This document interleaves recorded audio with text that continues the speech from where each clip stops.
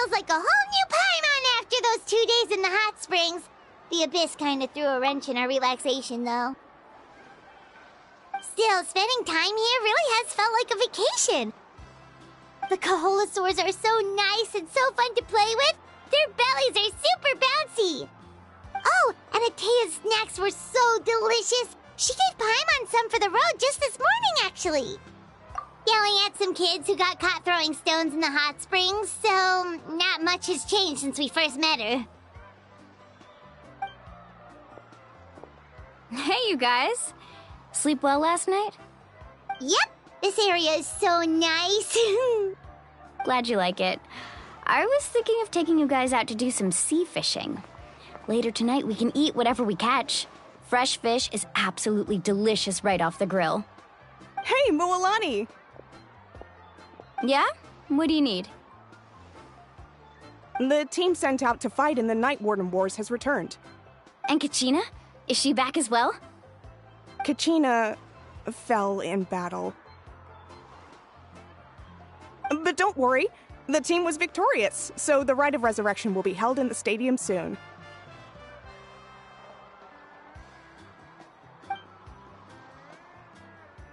That's a relief. The Abyss is cunning, and it was her first time. Mistakes are bound to happen. Exactly. She deserves to hold her head up high. All right, thanks for letting me know. We'll head out in a bit. Jeez, she sounded a little anxious there. Had me thinking it was bad news for a moment. Mualani, you said the Abyss was cunning just now, but it seems like the Abyss just wants to destroy everything. Like, think about all those monsters that attacked your tribe. If there really was some sort of cunning plan, wouldn't it make more sense to send them to attack Kachina and her small team? Not that Paimon wants them to be in any more danger, it's just... Relax, I get it. The Abyss is difficult to understand, that's for sure. At a glance, it certainly seems like the only goal is total destruction. The Abyss isn't a living entity after all, so what capacity for logic or planning could it possibly possess? But through our long history of fighting the Abyss, we've realized things aren't quite so simple. 500 years ago, the Abyss invaded Teyvat. You know about that, right? That's right. Khaenri'ah suffered greatly during that time. But so did every other nation in Teyvat. And Natlan was the worst affected of all. It took the combined efforts of the then Pyro Archon and heroes from every tribe to finally repel the Abyss. Even so, the effects of the invasion lingered for hundreds of years, only able to be reversed little by little. Our tribe's waters were contaminated. The Children of Echo's territory was overrun by dangerous sludge surging from underground. Unrelenting black winds tore across the lands of the Flower Feather clan. It was like each disaster was designed for a specific tribe. Exactly. We once thought that the Abyss's desire for destruction was a sort of primal instinct, but its methods are, in truth, marked by intelligence.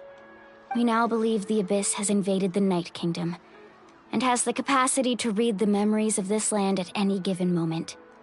And that's how it became so dangerous and cunning, almost like it knows you inside and out. Yes, and that's why we've been unable to fully eradicate it, even after all this time. Luckily, the problems left behind by the Abyss have been successfully addressed by the various Pyro Archons we've had over the years. Now every tribe is prospering and things are looking up. I mean, just look at what we managed to do a few days ago. We totally fought them off.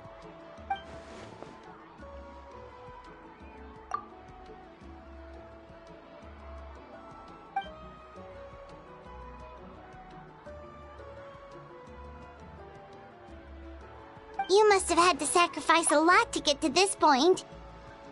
Every battle, every sacrifice is in pursuit of a future where we get to stop fighting. Responsibility, duty, unavoidable burden. Everyone in Natlan views the war differently. But I believe we will be rid of the Abyss one day. and the efforts of all who fought against them will become a story for the ages. To think that my name could survive in ballads passed down to future generations, it's kind of romantic. Everyone has something that drives them forward, you know?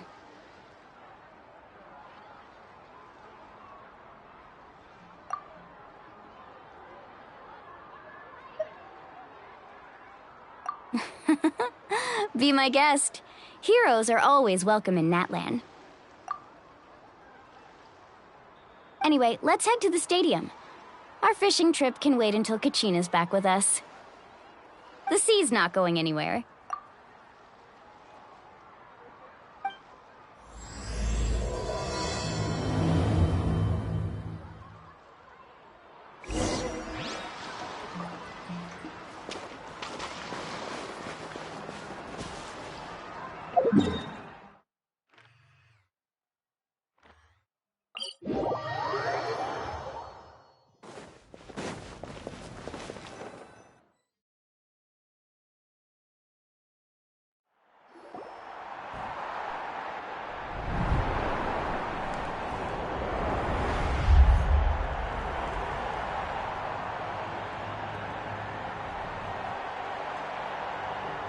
Whoa, this place is packed already!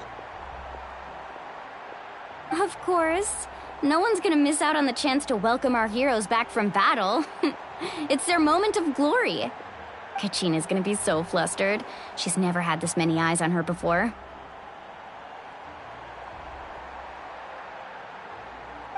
Yeah, she doesn't seem like the kind of person who likes being the center of attention. Looks like I'm just in time. Kanich, you're here! Yeah, a commission ran longer than expected, but I made it.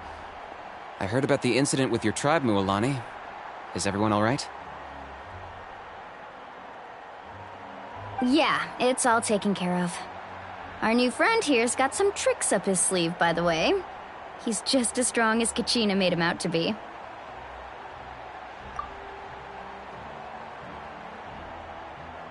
Hey, look! Is it about to start? That's right. Someone will come out and recite a eulogy, and then we'll sing the Ode of Resurrection together. Come on, let's find a spot with a good view. When the singing starts, just follow my lead and you'll be fine. Let's go somewhere higher up so Kachina can spot us.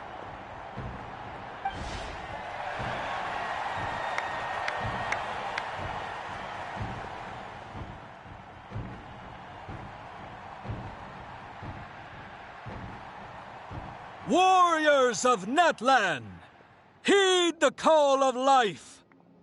We are the inheritors of memory and legend. Those who grew alongside sun and wind. Those who forged our own destiny and future. That is Natlan's fire, the lifeblood of our nation.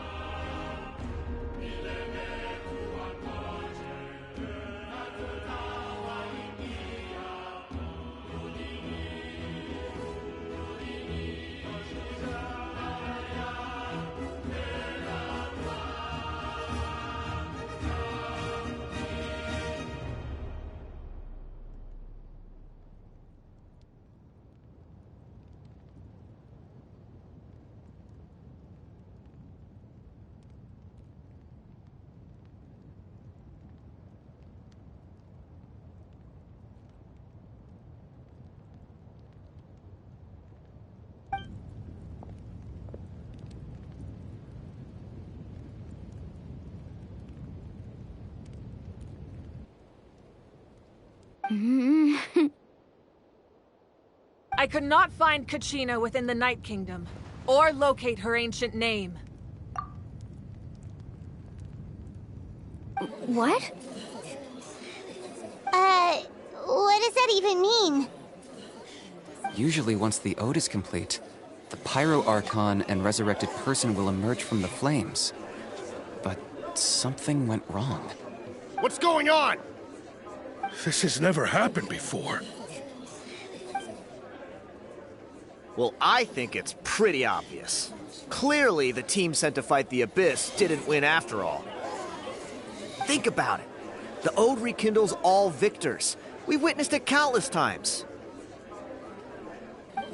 Since the Archon couldn't find Kachina in the Night Kingdom, that must mean there's more to this victory than meets the eye. Hey! You just haven't gotten over the fact that Kachina beat you in the pilgrimage! Pathetic. The both of you. Your wild guesses are misplaced. We completed our mission. Maybe you did, but who's to say whether that little girl even contributed at all? Maybe she got scared and ran off. Why would the YUB recognize someone like her, even if she was on the winning team? How dare you insult a hero of Natlan like that?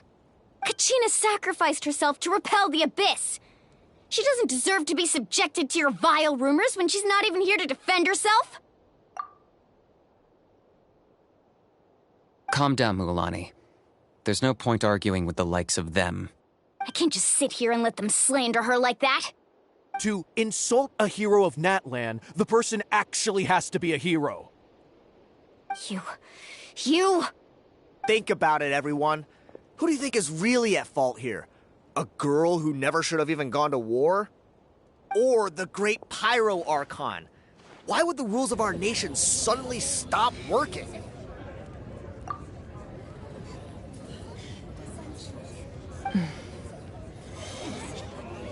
It's true. If she wasn't revived, it must mean she failed to achieve victory. Maybe the YUB interpret victory in different ways? I mean, that girl didn't look all that strong to me.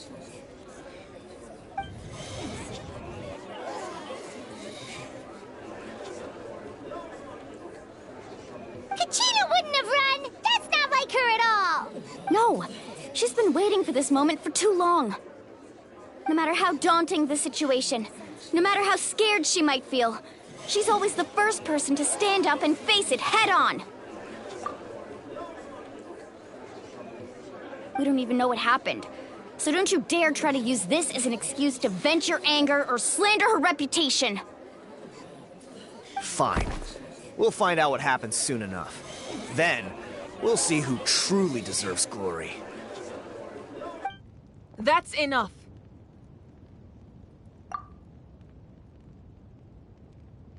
There is no doubt about today's victory, or Kachina's part in it. She is a hero worthy of our admiration and celebration. However, the failure of today's ceremony is undeniable. Kachina has not been rekindled, and I offer you all my deepest apologies as I continue to investigate this matter. To prevent further casualties, I have decided to suspend the pilgrimage until this matter is resolved. What? No one is all-knowing. No one is infallible, not even myself. But doubt is a means by which we seek the truth, not a weapon we wield against others. I didn't mean it that way, Archon. I just... If there are things you wish to clarify, then ask me directly. Doubt my answer if you wish. But now's your chance. You have concerns? State them. No, of course not. Even though I have said nothing to change your mind, then it would seem the truth never mattered to you at all. That guy doesn't even have the courage to answer the Pyro Archon's question. So much for all that glory talk earlier.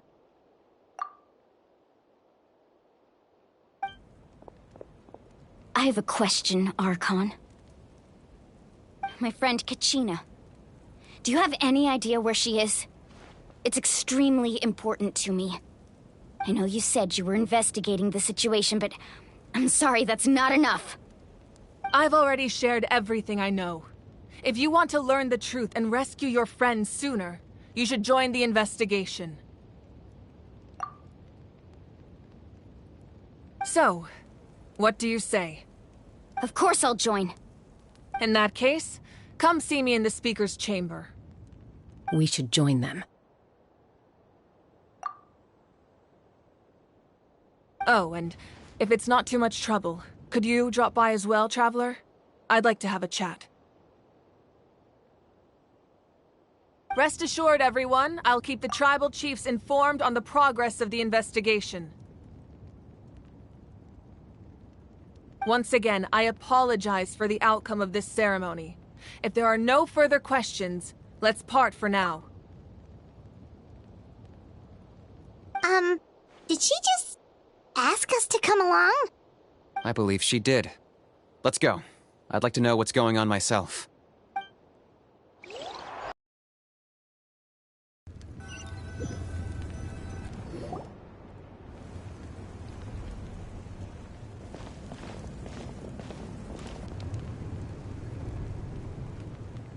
The situation is urgent, so I'll get straight to the point.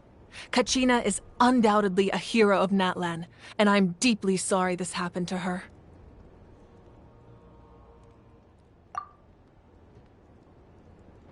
There's been unrest in the Night Kingdom, but I don't know what's causing it. As a result, I've been unable to track down her location. Until we find and address the cause of the unrest, the Ode of Resurrection will continue to be ineffective. And that means Kachina won't be able to come back?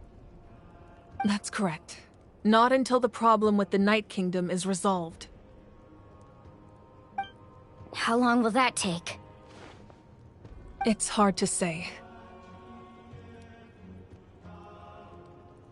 Kachina always dreamed of fighting the Abyss, of doing her part to defend Natlan. She wasn't afraid of death because she knew, if it came down to it, the Pyro Archon would be there to bring her back to life. Whenever we sat down together, exhausted from training, she would always hum the Ode of Resurrection.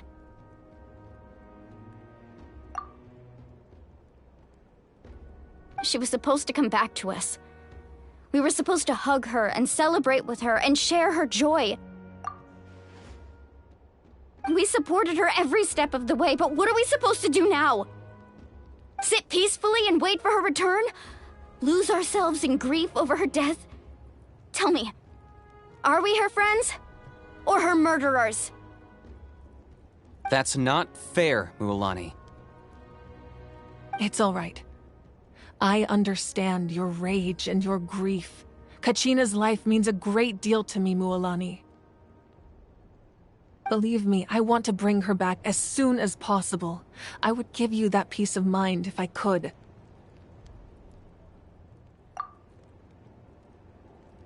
But please, hear what I have to say so I can at least give you a broader picture of the issue we are now facing.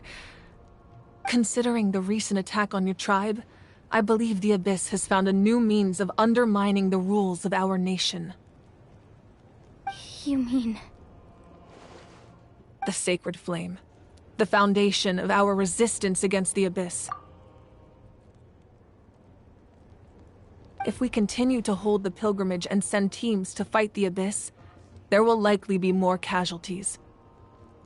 But if we stop altogether, the Sacred Flame will only grow weaker. The Abyss will scale up their attacks, and the tragedy we saw with the people of the Springs will only be the first of many. If we compare the two choices, the former seems to be the lesser of two evils. Sorry, I know that may sound harsh, but I bear the name Malipo.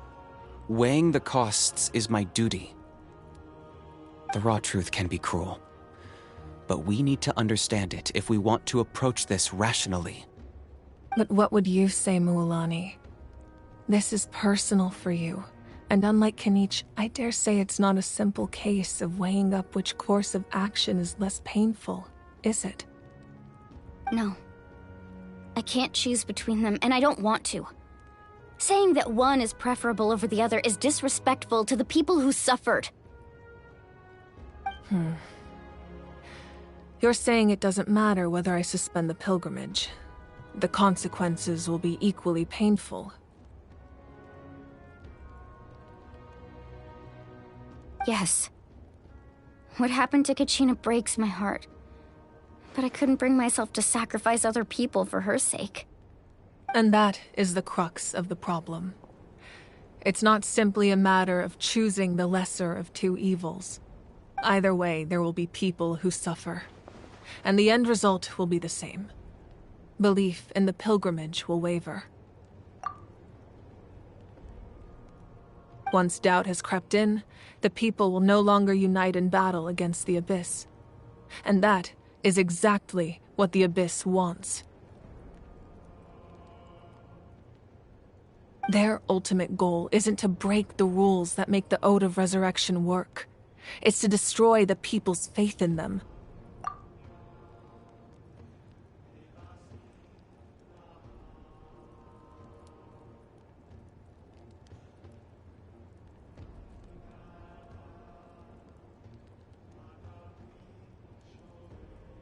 To prevent what happened to Kachina from happening to anyone else, we need to suspend the pilgrimage.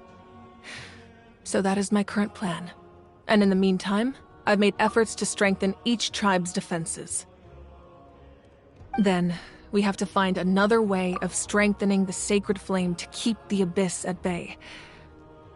This won't be easy. I'll need time to figure out the best approach. I understand your anger, Mualani, but I hope that provided some clarity, at least. Wow.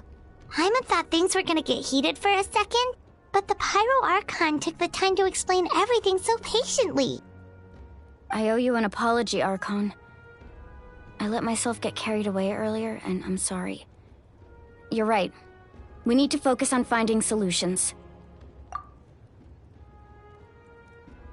We could always hold the pilgrimage without sending a team to fight in the Night Warden Wars. That way, we would still be able to fuel the sacred flame. I've considered that, but the two events have nearly always been linked. Without the chance to fight the Abyss, pilgrimage rankings lose their prestige, and competitor numbers will drop.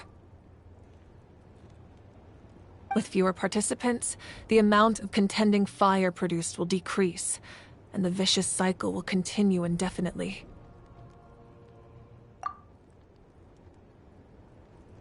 So, essentially, the Abyss has taken Kachina hostage. You've learned about the concept of ley lines during your travels, yes? The Night Kingdom is something similar. Staying there for a short period of time shouldn't have an effect on the person. But with the Abyss in the picture, it's a different story. Your sense of self will be devoured, until eventually you become one with the Sea of Souls. Imagine pouring a cup of water into a rushing river. You can try to scoop up another cup, but there's no chance it will be the same water you had before. I won't sugarcoat it. That is the danger Kachina is currently facing. Just like you said, Archon. Both of these problems need to be addressed. You can focus all your efforts on dealing with the sacred flame. I will go search for Kachina. The Abyss poses the same threat to you as it does to her. It is very possible you will not return. Knowing that, do you still choose to go? Kachina's waiting for us to rescue her. That's all that matters. I failed to protect her during our campaign, but I can make it up to her now. I choose to go as well. Traveler? What do you think? Understood. Then I'll support you in any way I can.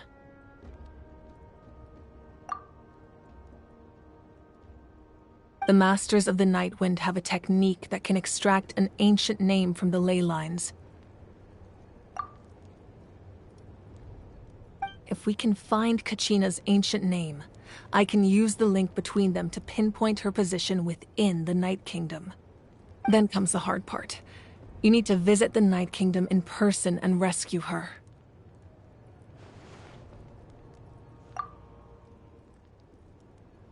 But isn't the Night Kingdom a land of souls? Can we even go there? Under normal circumstances, only the consciousness can enter. But there is a way to go there in person. However, know that the Night Kingdom will attempt to repel you, and the Abyss certainly won't leave you be. That's fine by me. Same here. Fighting the Abyss is nothing new for me. So, Paimon's the only one who's scared? Well, if you're going, Traveler, Paimon's going too. Citlali of the Masters of the Nightwind once created an artifact that can be used to communicate with the Wyab. We call it the Spirit Speaker Stone. It was originally used as a ceremonial artifact wielded by the tribal chiefs, but that spiritual quality also means it can be used to search for an ancient name. That was the artifact I delivered to the Scions of the Canopy a few days ago. Didn't think I'd be hearing about it again so soon. Thank you so much for your help, everyone. Your thanks are unnecessary. I will offer you whatever aid I can, but your fellowship and courage are what will truly decide the success of this operation. Besides, you're the ones helping me. I can only focus on one thing at a time, after all. Traveler, I certainly didn't expect our first conversation to be so serious. I've heard all about your accomplishments. Ever since you arrived, I've been hoping to meet you and offer you Natlan's highest level of hospitality. Why? Why? Is that not what happened in the other nations you visited?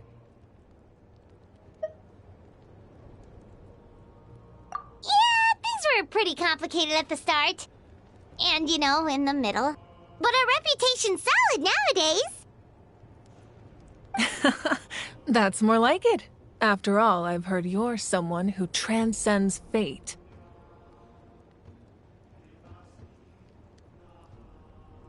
Perhaps even more than you can imagine. But we can talk about that some other time. Ideally, this would be the perfect night for a drink and some musical ambiance. But there are important things to be done. Oh, I almost forgot. Atea was wounded in the fight against the Abyss. She wanted us to give this to you. It embodies fond memories and my strength of will. That's what she asked us to tell you. She said you'd know what that means. I didn't think this day would come so soon. The flames of her life force. I can feel them flowing within the talisman. If things were different, the two of us could have enjoyed the hot springs together while she gave this to me in person. We're supposed to be hot spring buddies after all. But don't worry. This talisman means a great deal to me. I'll take good care of it. And once this is all over, I'll pay Atea a visit.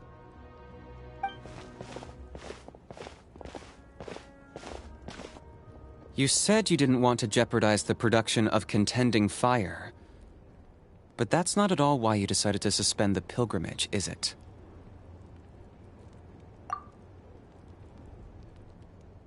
You're right. Even now, the production of Contending Fire is far from sufficient.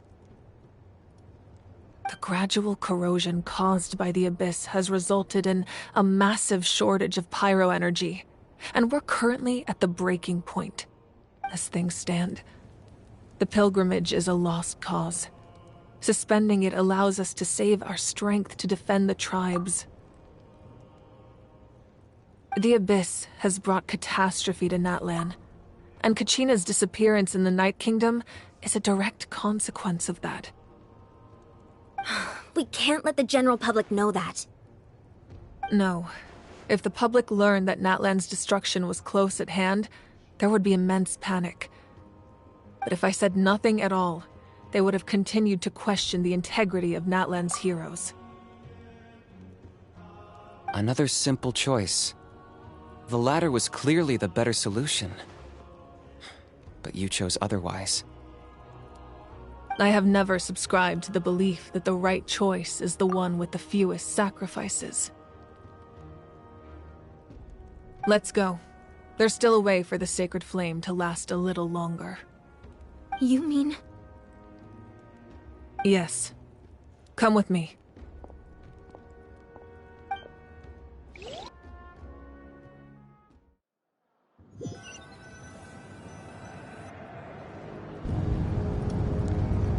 The sacred flame must never go out.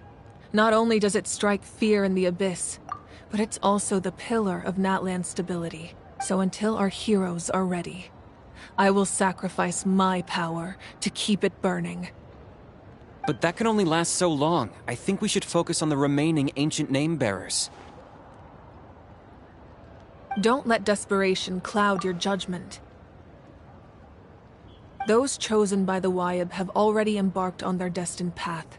It is for them to decide how that journey ends, not us. All we can do is support them.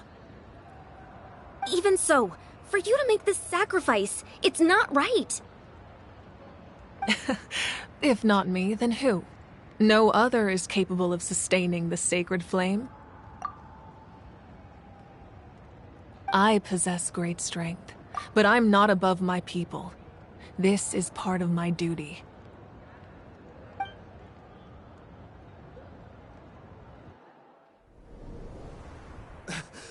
Archon! It's the Fatui!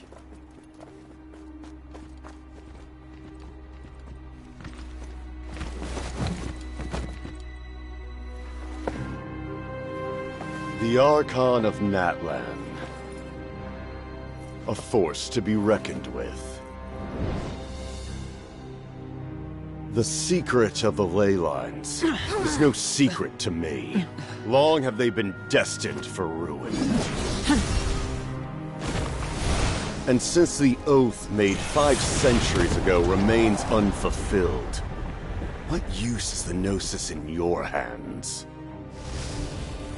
I don't know what you mean. But it sounds like this is about more than the Tsaritsa. In times of crisis, someone must pick up the mantle of salvation. Your plan has reached an impasse, and now it falls to me to create new rules for Natlan. But before the dawn of a new age, the old must be destroyed.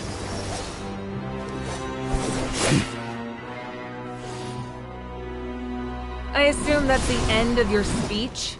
Good. People like us? Let our blades do the talking!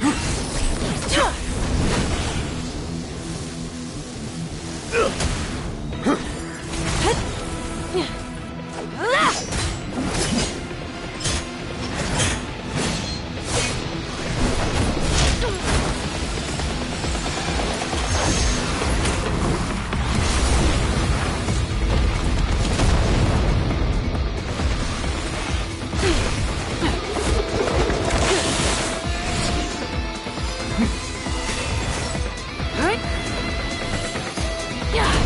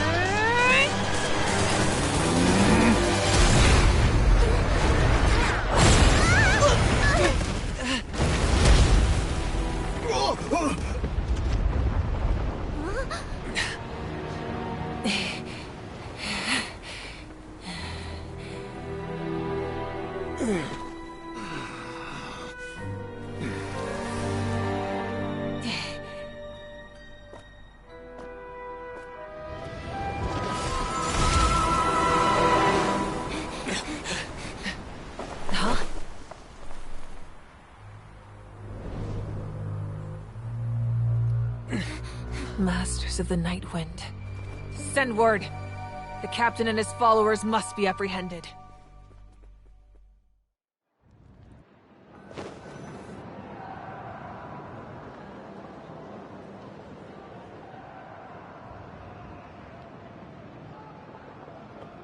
Are you alright, Archon? He was a formidable opponent. Exactly what I would expect from the first of the Fatui Harbingers.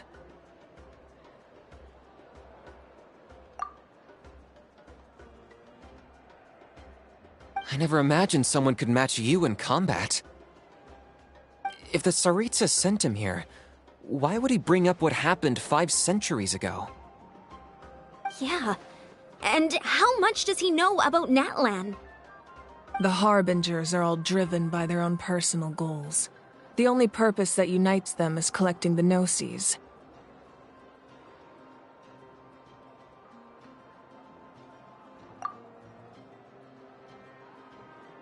But I'm sure the captain has his own reasons for being here as well. Whatever his motive, we should shift our focus to the Fatui. If they attack again, and we're not prepared, we're done for. No, we're running out of time. The wound I inflicted should hold him back and weaken him for the time being. Besides, I'm sure you noticed, the power that came to his rescue just now came from the Masters of the Night Wind. In other words, there are traitors among us. Not necessarily. This could prove to be a very valuable turn of events. When we exchanged final blows, I sensed an unusual presence within him. I'll need to investigate further. Kanich, go to the Masters of the Night Wind and look into who could have aided the captain. Speak to Citlali. She should know. Of course. I'll head out right now. Do you still intend to... Yes, but fear not.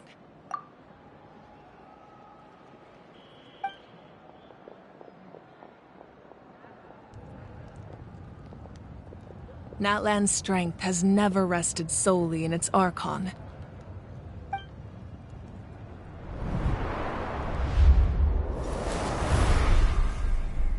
Together we foresaw the only path that leads to our nation's future. We must trust in that vision now.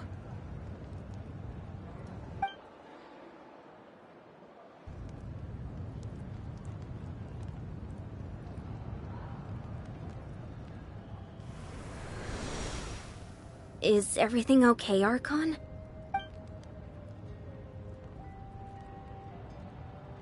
Completely fine. Just lamenting the fact that I never got a picture when I could still turn my hair into flames. Too late now. I just hope the others have a safe journey.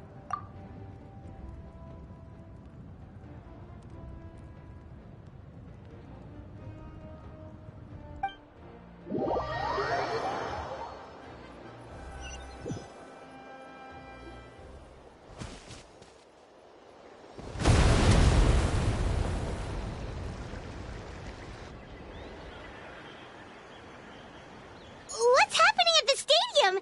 Did something explode?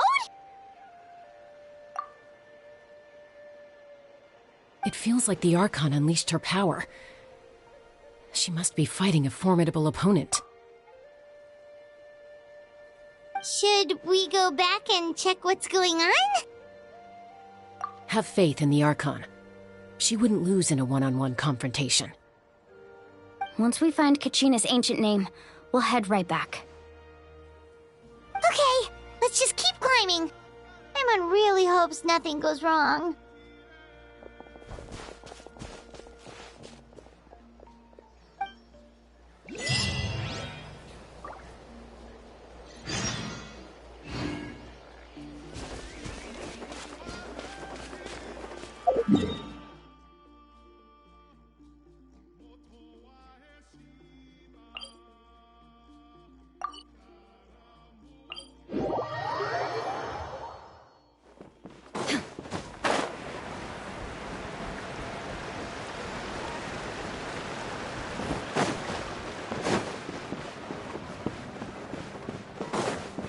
That's Wyna, the tribal chief.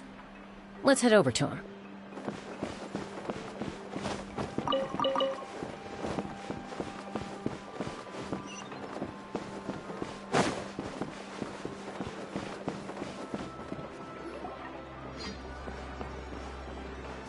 Chaska. Nice to see you again, Wyna. I'm afraid we don't have time for pleasantries, so I'll get right to it. We're here for the Spirit Speaker Stone. Whoa, hold on a second. At least tell me why you need it first. My friend Kachina is trapped within the Night Kingdom. We need the stone to find her ancient name and rescue her. Rescue her? From the Night Kingdom? That's right. I'm sorry, but someone needs to tell you what you don't want to hear. Going there, a mature warrior would never make such a foolish decision.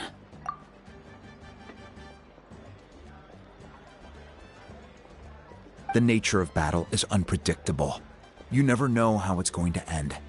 Losing a friend is tragic, but when that happens, the best thing you can do is focus on how to prevent further casualties. I appreciate what you're trying to say, Chief Wyna. But if the price of maturity is abandoning a friend in need, I'll choose foolishness any day. If Kachina's still holding on, then so will I. I thought you might say that. Is something wrong, Wyna? This doesn't seem like you. Life isn't complete without taking risks. That's always been your mantra. It's nothing. The Night Kingdom is a dangerous place. Can't blame me for checking if you were up to the task.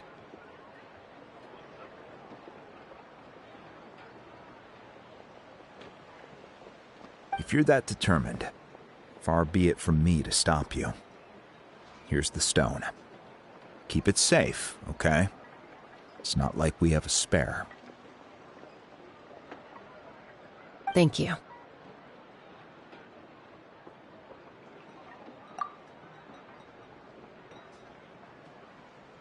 Huh. Seems like you two go way back. But aren't you from the Flower Feather Clan, Chaska? Oh, Chaska's a peacekeeper, so she's famous throughout the tribes.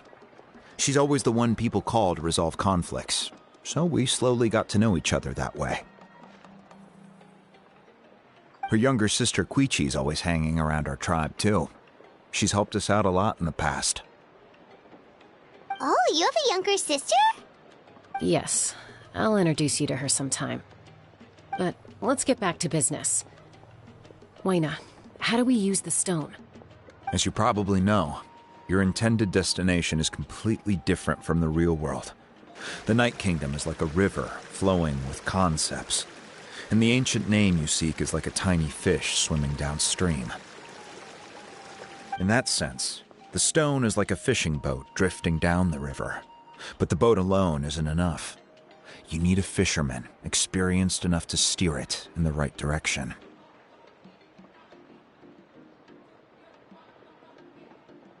We couldn't do that ourselves? With a little practice, I'm sure you could. You have the strength and the talent. If you want to make sure this works, though, I could recommend someone to you. Who?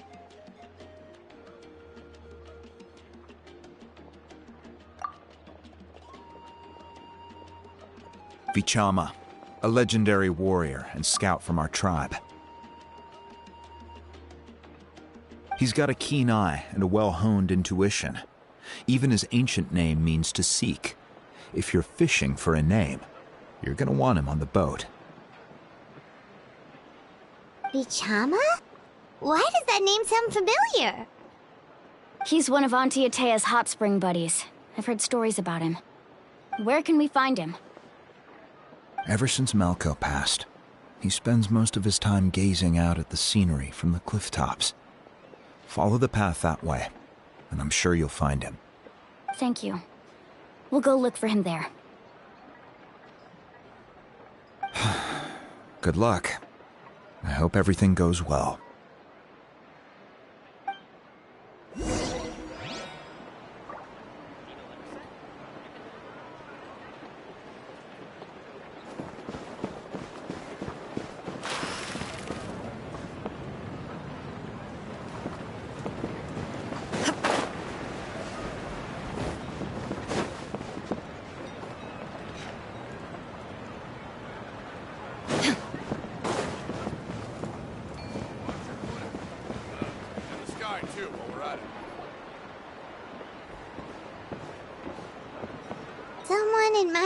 the scenery from the cliff tops.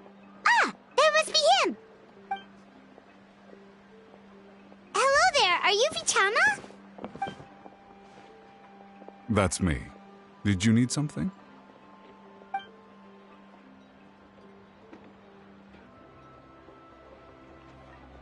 What? You're saying you can bring someone back from the Night Kingdom? How is that even possible? No, if you really think about it, anything's possible in that kind of place. But that would mean...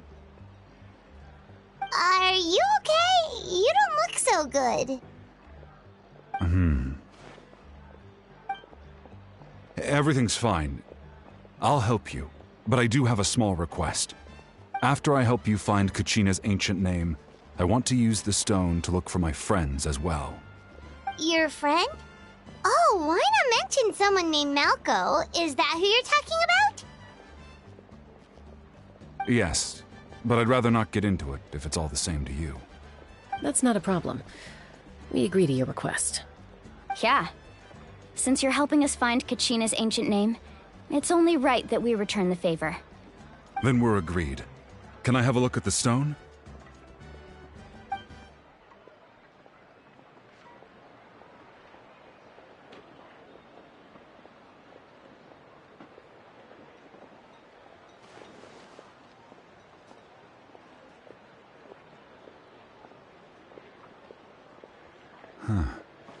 I see. From what I can tell, it functions almost like an abyssal pylon. Both connect the Night Kingdom to the living world. Once the connection is established, the abyss will come surging through the opening like a predator honing in on the scent of blood. So we have to be sure not to use it in a tribal settlement. Wow, you got all that just from looking at it? I just picked up on the basics, really. I still have no idea why it works. You said someone named Lali invented this. They must be a genius. I'll go find an open area and start setting things up. In the meantime, I need you to get 2 things for me. We'll go right away. What do you need? First, I'll need some hook ropes. Pretty much every store around here carries them, so no need to go anywhere special. Oh, and I need to build a net out of them, so make sure you get a good amount. Wait, are you saying you're going to use a real net to catch Kachina's ancient name? How does that work when one's tangible and one's not? By creating something tangible in our world, like a net, we can create a connection to a corresponding concept in the Night Kingdom. Basically, I'm going to use the concept of a net to catch something equally intangible, an ancient name. Oh, I see. What about the second thing you needed? Right. I need 2 chunks of obsidian. Once we bring the ancient names into our world, we'll need a place to store them. Normally, you can only get obsidian from the Children of Echoes, but I heard there's a traveling merchant from that tribe around here somewhere, so maybe you can try your luck there. Gotcha! All right, let's split up. See that clearing? Let's meet over there when you're done. Oh, and you can send someone with me if you want. In case you're worried I might take the stone for myself. What do you think, Chaska? There's no need. Lena spoke highly of you. That means you're trustworthy. I appreciate it, even though that doesn't mean much to me anymore. Anyway, it'll take some time to set everything up, so no need to rush. I'll see you in a bit.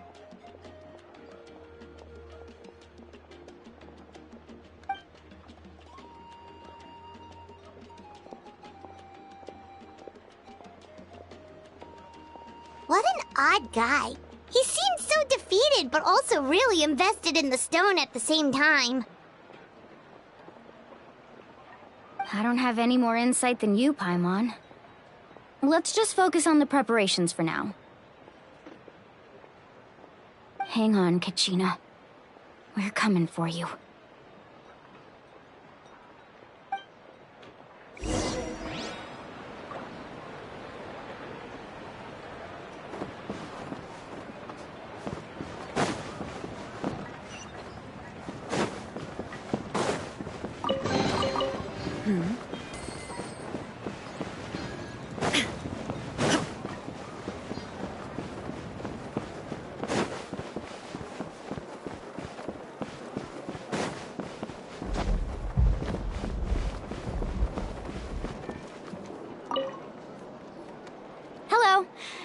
any hook ropes for sale? Hook ropes? As in rock climbing equipment? Yes. How much for your whole stock? Oh, the whole thing? Let me see. That would be 30,000 mora in total. Deal? Deal. Wait, really? What, you want me to drive down the price? We just need these as fast as possible. Thanks. Oh, no problem at all. I'll even pass along some information on the house. These ropes are usually used by rock climbing enthusiasts. If you want to learn, Roka's the person you want to ask. All right, that's everything. Here you go. Now we need the obsidian. Let's go talk to the traveling merchant Vichama mentioned.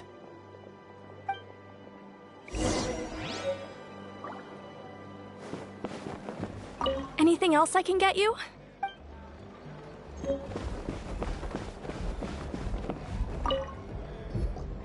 Excuse me, do you sell obsidian? Why, yes. I've got a chunk for sale right over there. Perfect. Is that the only one, though? We actually need two. That might be tough. Tell you what, I'll take a look through these boxes over here, and we'll see what we can find. Thank you so much. We'll wait here.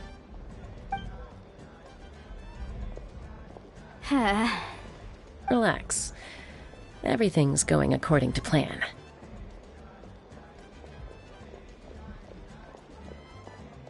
I know, it's just... I could tell Vichama feels the same way about his friend that I do about Kachina. I hope this chunk of obsidian isn't the only one. Kachina always carries all sorts of shiny stones with her. If I was the one trapped in the Night Kingdom, she'd have a whole pile of obsidian ready in a heartbeat. Well, would you look at that? I did bring an extra. Here you go, young lady. How does it look?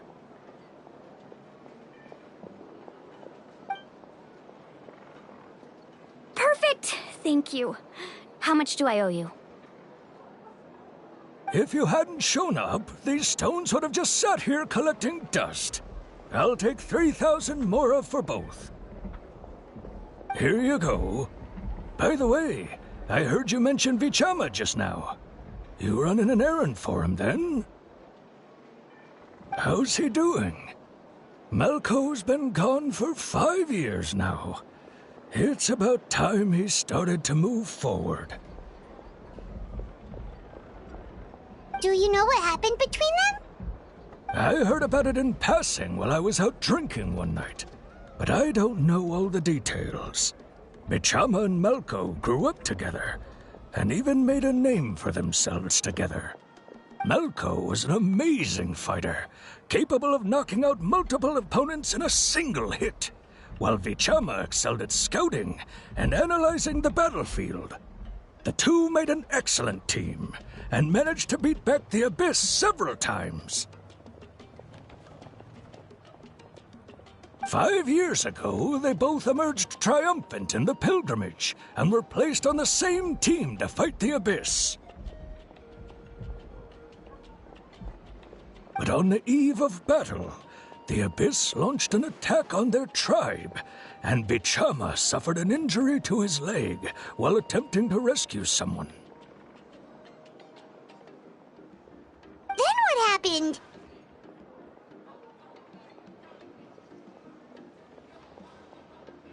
The team agreed that he couldn't fight the Abyss in his condition.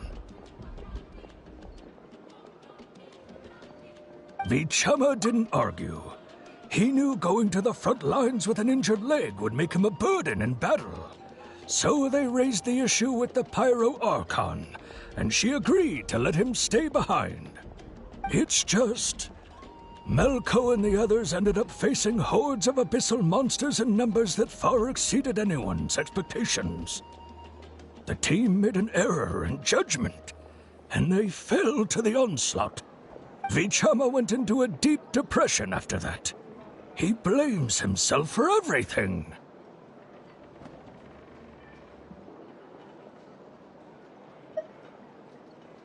Oh, you're not wrong.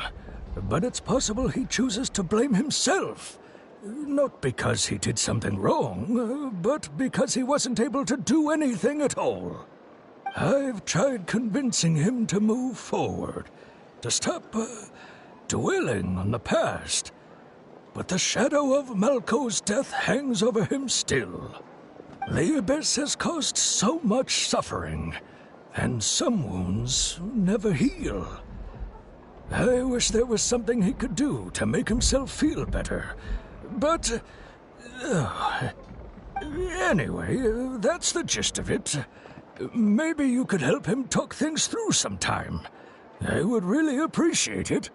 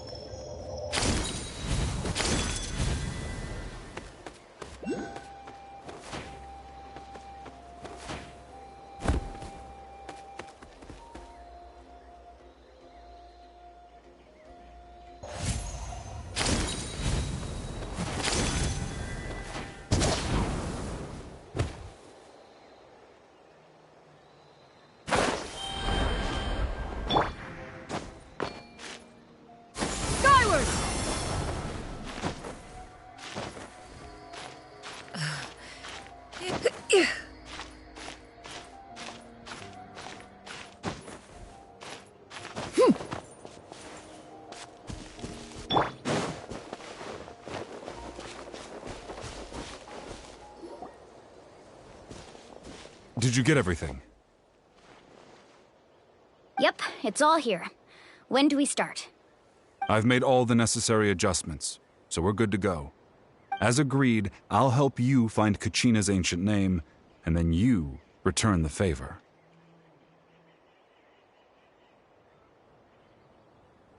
Go ahead.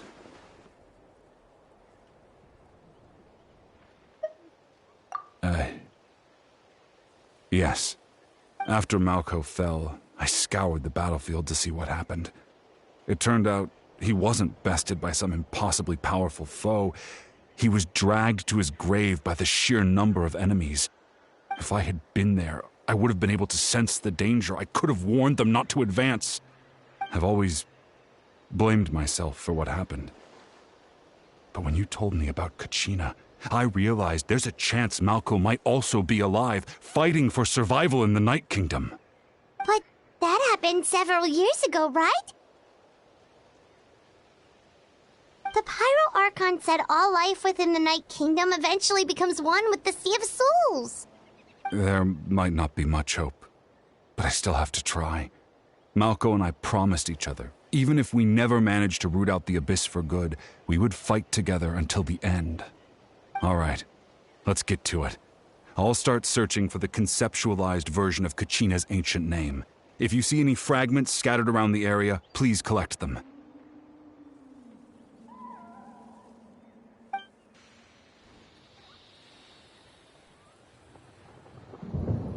Make sure you prepare yourselves for battle. As I said, the stone will link the mortal realm to the Night Kingdom. The Abyss will likely emerge in response. Look at that golden thing! It must be one of those fragments Vichama mentioned. Let's get closer!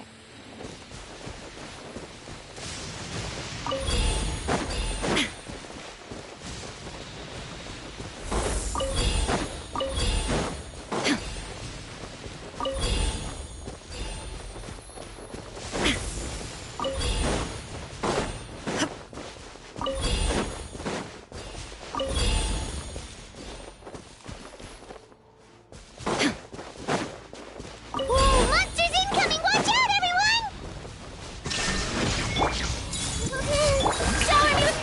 Yeah!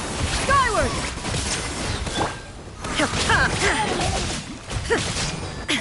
Illusion shattered!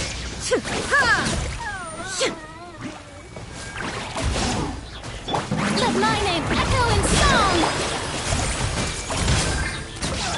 Stray clouds converge! There is no escape!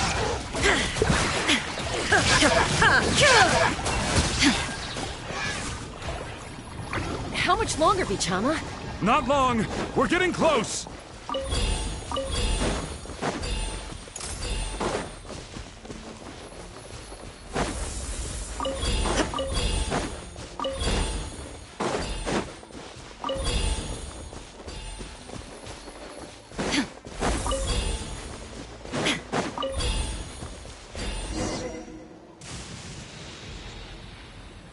Vichama!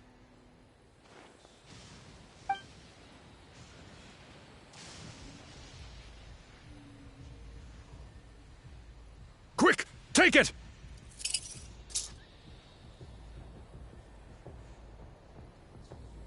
I found Kachina's ancient name. Hang in there, Malco. Just a little longer. Something's not right. The power of the Abyss is getting stronger. The Abyss is corroding his body. Vichama, you can't keep going. You'll die. I should have died 5 years ago. I just need a little more time. Please, I'm almost there. Thank you.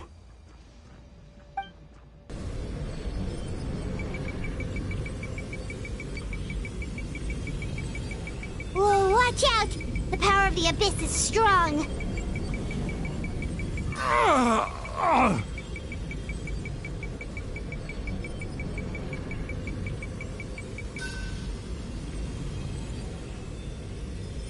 This power. Hanging in there? Malco. No! Why can't I find him? Why? We can't wait any longer. Pull him away from the stone, Mualani. I already tried, but the power of the Abyss has him in a chokehold. It's like he's tied to the stone with an invisible rope. In that case, we have no choice. I'm sorry, Sea Lolly. Get back!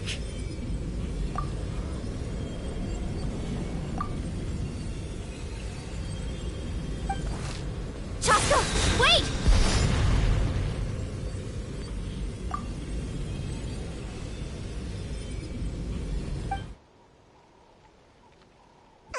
Ouch!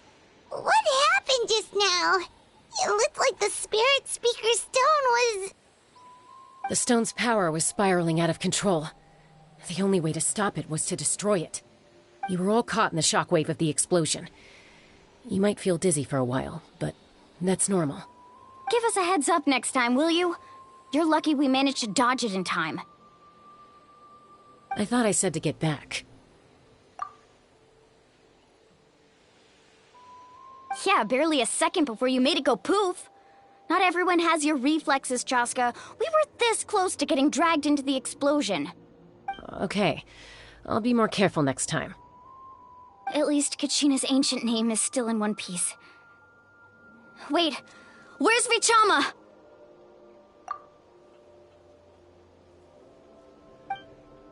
Vichama! Vichama!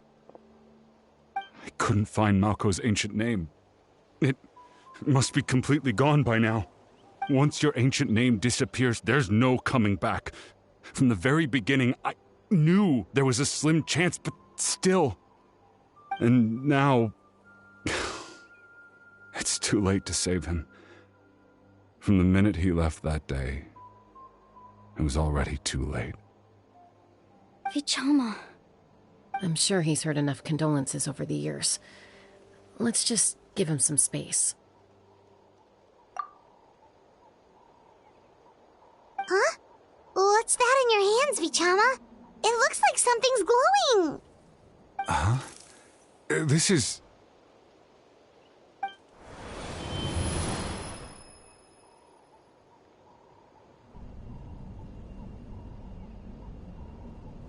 Hey, Malco. got any strength left. Not enough to swing a sword, but to say a few last words? Sure. Too bad no one will get to hear them. I never thought I'd actually die on this mission. Not that I'm afraid to die. It's just hard thinking about my mom's face when she hears the news. Guess I have something to be thankful for then. My parents died a long time ago. They won't have to mourn me.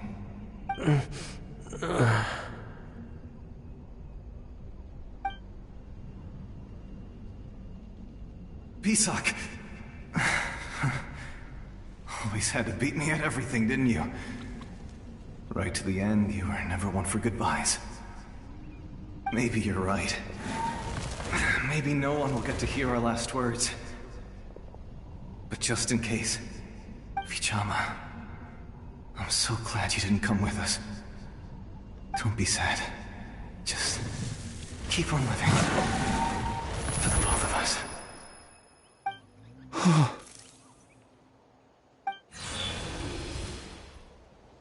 Was that a memory? Seems like we were able to salvage something after all.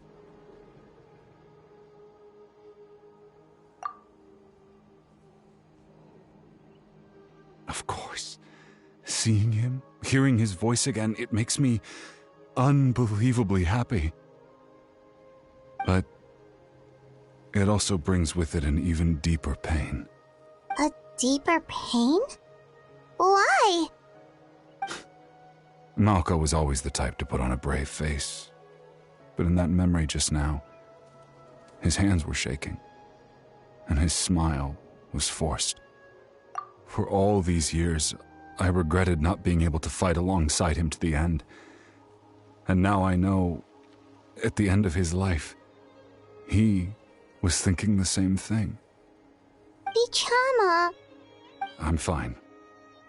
Actually, I heard Chief Wyna wasn't really on board with your plan to go to the Night Kingdom. When you asked for my help, I hesitated too. I knew helping you find your friend's ancient name meant leading you one step closer to danger. But I also understood why you had to try. Everyone has regrets in life, but not everyone gets the chance to make up for them. Once allowed to fester, guilt strips us of our most valuable qualities as warriors. In that sense, we might as well choose the braver path from the very beginning. If I could do it all over again, I would have followed Malko to the front lines no matter what. Even with an injured leg, there were still things I could have done. That way, even if the outcome stayed the same, I still would have fought alongside him to the end. There are critical junctures in life, and if you don't seize the chance to act, there's no going back. That's something I had to learn in hindsight. But you're still at the crossroads of your journey, so I hope you can walk away without regrets. Thank you, Vichama. I feel even more determined now. Kachina will come back to us. I'll make sure of it. I promised I would find her, and I intend to keep that promise. That's good to hear. Strange. My body, it's... Once abyssal corrosion enters the body, a portion will fuse itself to your internal organs. Even though the Traveler possesses powers of purification, the corrosion can never be fully eradicated. Thanks to him, though, you were only briefly exposed. Slowing your breathing and controlling your emotions should help you keep the symptoms in check.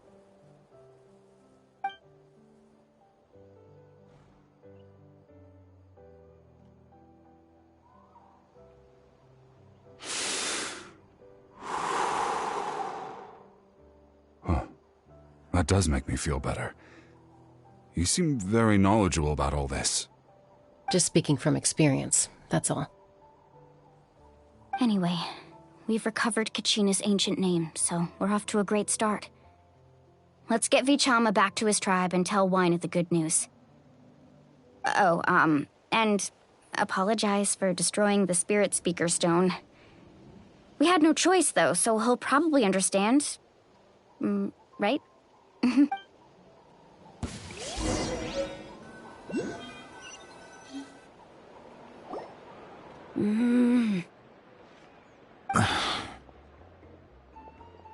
Koichi, are you really gonna just stand there like that? I don't know what you want from me. I think you know exactly what I'm trying to say, Uncle Wina. I can hear it in your voice. Honestly, it's just one thing after another with you two. They're back.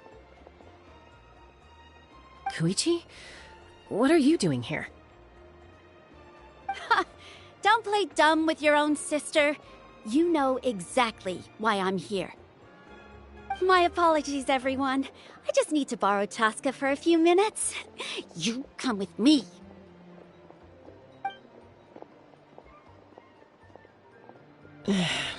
I'll be just a moment.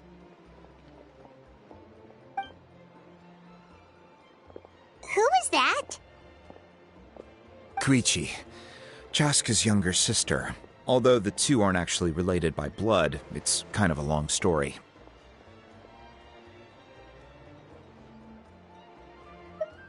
It's not really my story to tell, but I guess it's not a secret.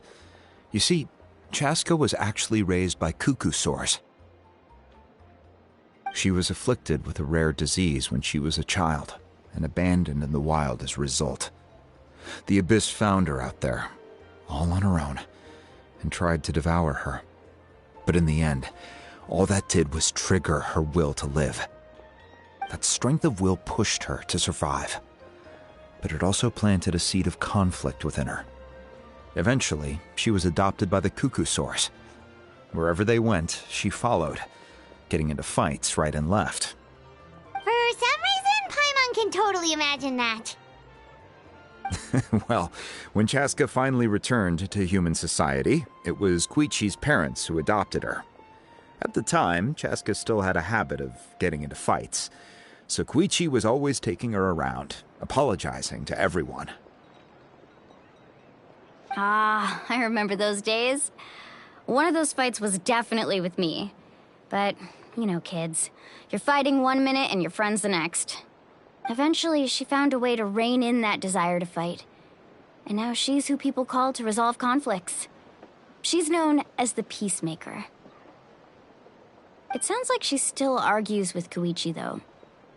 Don't siblings usually stop fighting when they get older? That's partly my fault.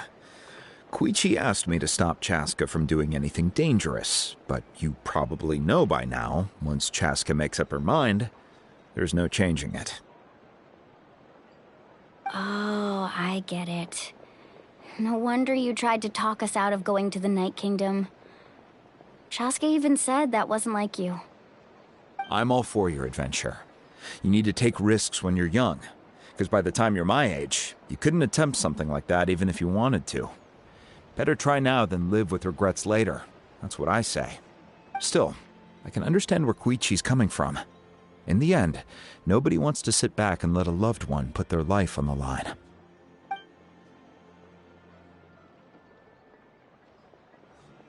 All right, it's just the two of us now. You have 1 minute to explain yourself. I don't have anything to say. You don't have to approve, but you should know I only do what's necessary. That attitude is exactly the problem. It's like you don't care. You try to sneak off to the Night Kingdom behind my back and then play it down as if it's just a trip abroad.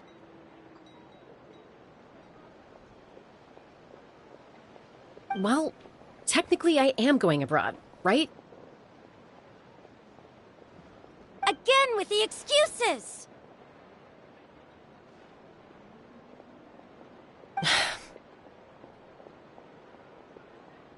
We agreed, didn't we? There are 4 levels of danger. If it's not something urgent, you can only engage in level 2 danger and below. You can only go up to level 3 if a situation is so dire there's absolutely no alternative. But a trip to the Night Kingdom? If that's not a level 4, I don't know what is. And you were just going to sneak into the place without saying anything. What do you mean, sneak into the place? I always planned on walking in there with my head held high.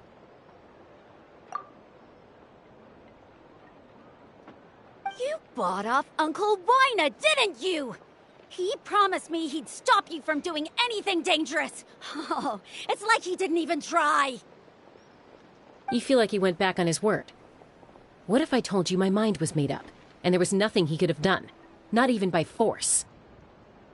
Oh, I knew it! So he did try to say something, but you didn't listen. This is important. If you were in my shoes, you'd make the same decision. You don't know that? I'm a doctor, and I handle logistics. If you're going to waltz into a dangerous situation where you could lose control at any moment, it's my duty to say something. All right, whatever. Anything else? What do you mean, anything else? Why don't you reflect on what you've done and promise me you'll stay put? Time out. Is this one of our normal arguments or a serious one? Chaska, does it sound like I'm joking? Then you need to know something. What happened to Kachina was partially my fault. I can't leave her there to die. That's not who I am. But the person you become when you lose control, that's also not who you are.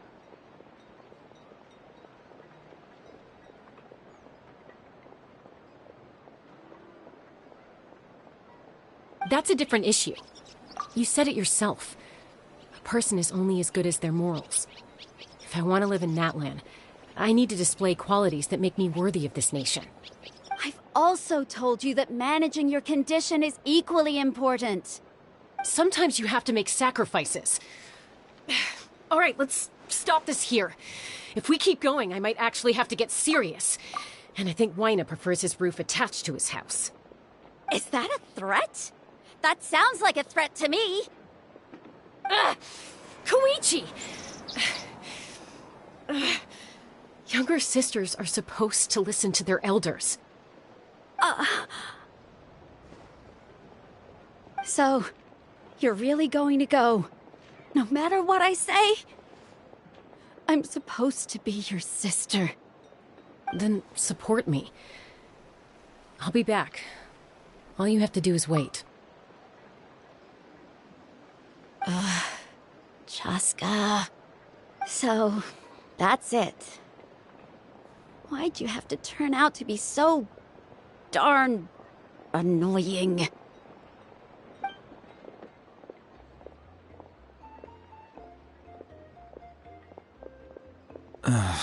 You two are something else.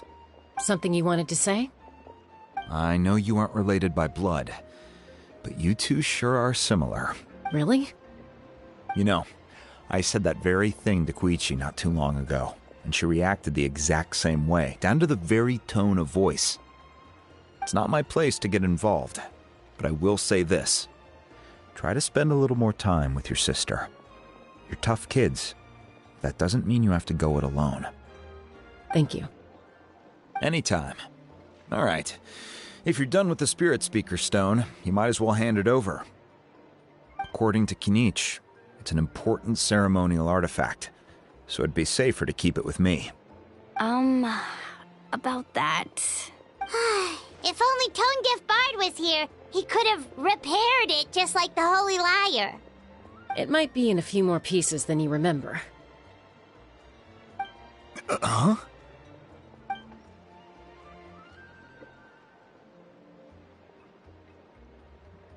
I see. Sounds like it was an urgent situation. If someone's life was on the line, then you had no choice. Still, Citlali's going to be a nightmare to deal with now that you've broken her stuff. I'll explain everything to her later. Stay safe out there in the Night Kingdom, okay? I'll wait here for your safe return.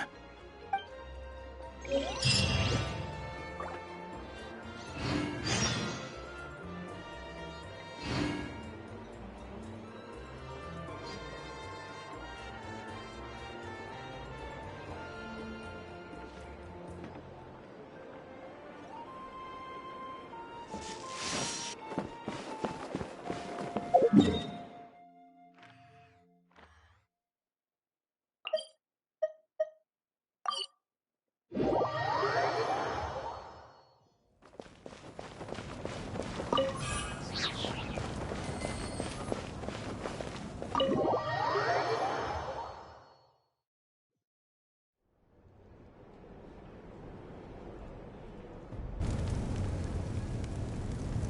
back! We found Kachina's ancient name, too! Well, it's fairly complicated. Let me give you the condensed version. The Fatui again? We can't go anywhere without them causing trouble. But what if the Fatui finds out you've lost your power? Won't they try to take advantage of the situation?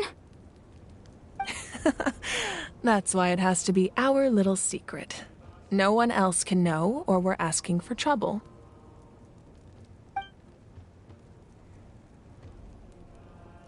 Look, I wish I could offer you some sort of consolation, but I won't lie to you. With multiple factions closing in, there's nothing comforting about the situation we're facing. Still, all you need to do is focus on your goal. You can leave the complicated matters to me. I can also step in on the Pyro Archon's behalf. There's a limit to what I can accomplish, but I'll help you however I can. There's no need to be so modest, Yan-san. Your incredible strength has long been a well-known fact. You're the pride of your tribe. Archon, I'm sorry about before. You have so much on your plate, so much that you have to worry about. But all I could do was focus on my own feelings.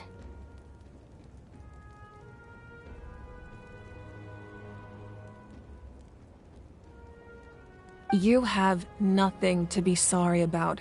We all get overwhelmed by our emotions, myself included. Your reaction to Kachina's disappearance, I understand that feeling very well. Well, now that we have Kachina's ancient name, let's go track her down. Follow me.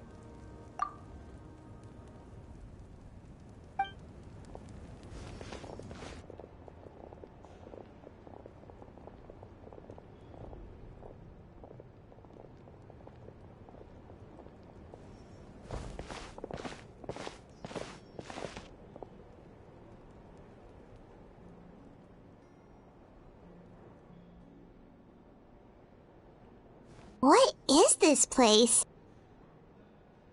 Hey, isn't that Atea's talisman? Good eye. This is where I store all the various mementos I've collected. Whoa. I've never seen this place before. There's so many things in here. It looks like there are items from every tribe. Collecting them must have taken a lot of effort. I suppose you could think of it as a hobby of sorts. In Natlan, everyone grows up listening to the stories of heroes, and physical items do a far better job of preserving those stories than our own memory.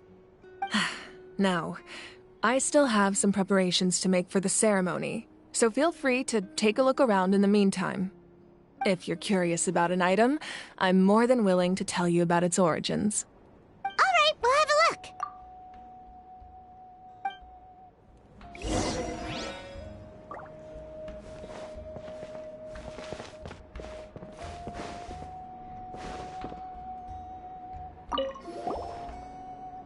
Hey, there's a fishing rod here.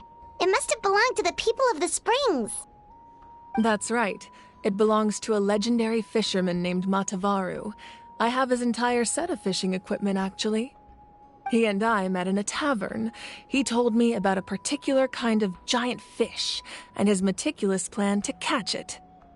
In his eyes, I saw a hunger and a strong fighting spirit. To him, the sea was the battlefield upon which he staked his honor. So, did he do it? The next time I saw him, he was covered in scars. It turned out the fish he sought had been corroded by the abyss. He managed to kill the fish, but sustained a serious injury in the process, which meant he could never go deep-sea fishing again. Can a fisherman claim victory if he fails to bring back his catch? That's what he asked me in the end. Well, Paimon thinks he won. That was my answer as well. The experience was far more valuable than the prize itself. In the end, he didn't want his tools to go to waste, so he gave them to me.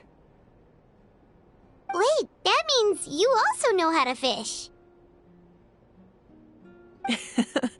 Maybe we can go head-to-head sometime.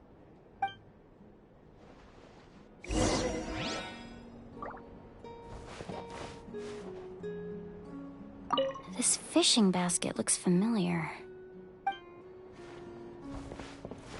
This flower looks like it's thriving.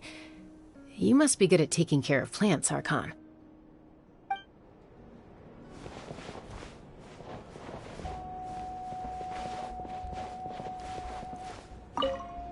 Make sure to handle everything with care. This cup, for example, it's heavier than it looks.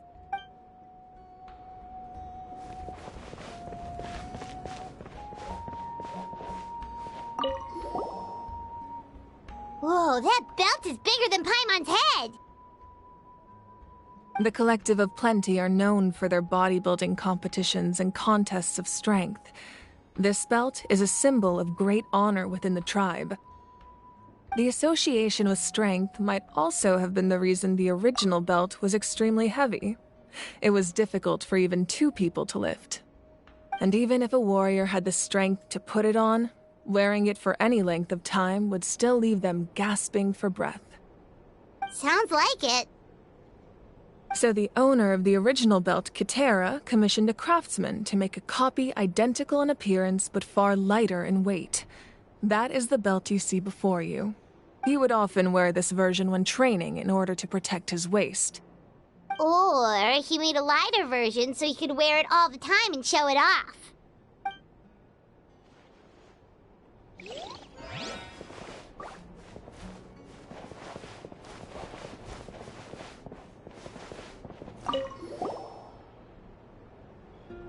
There are so many jars and potions around here. Do they have anything to do with alchemy? No, those belong to the Masters of the Nightwind. They're ceremonial tools used to amplify the ability to communicate with the Night Kingdom and the Wyab. Yamaya is an expert in this field, and she taught me a lot. Even though she appears stoic and serious, she actually has a keen sense of humor. The tools you see here are quite traditional. Her students found them outdated, so she passed them on to me. The contents of the jars aren't all that special. Oh, except the big jar in the middle. That's what she really wanted to give me. Ooh, must be something really cool. What's inside? Grape juice. Huh? It's quite tasty, although probably expired by now.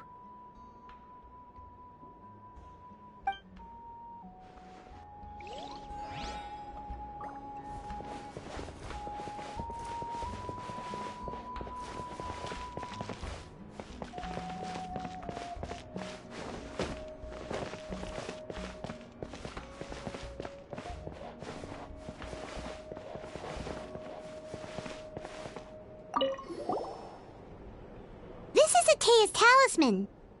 I'm sure you're familiar with this one already. Atea was rarely ever without it. The talisman brought her a lot of luck in battle.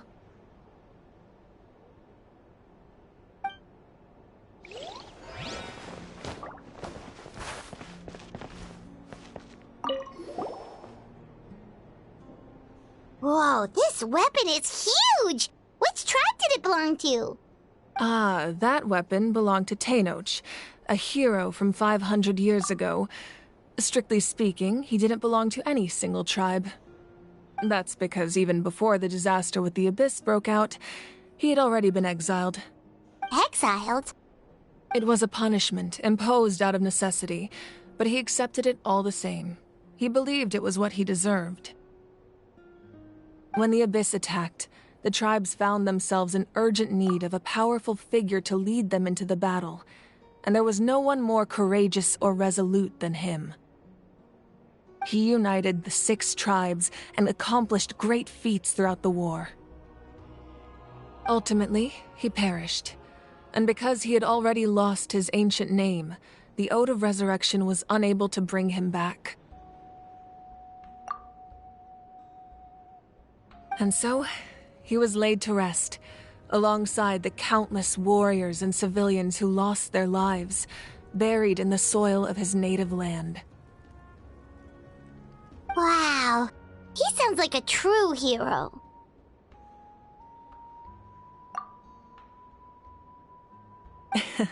Indeed, even now his story is told throughout the land.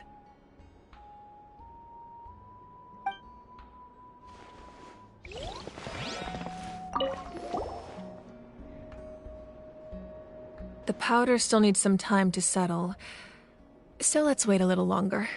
Well, what do you think of my collection? Do you feel like you have a better understanding of Natlan's culture now? Yeah, if each item represents a different story, seems like Natlan's really been through a lot. Does every item hold a special memory, just like Atea's talisman? That's right. The items in my collection actually serve a similar purpose to the ancient names passed down among the tribes. They demonstrate the true shape of time. The shape of time? Most people perceive time as a linear concept, almost like a straight line that can only move forward. We cannot change the past or predict the future. But there's also a different theory, one that I believe to be closer to the truth, namely, that the past, present, and future all exist at once. At once?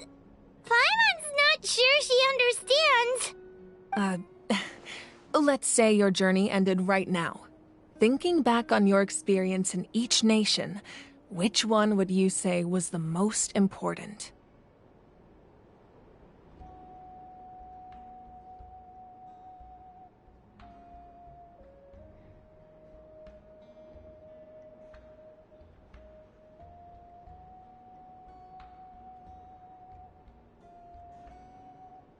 Exactly. Even at the end of your journey, the things you experienced along the way don't cease to exist. They become part of who you are.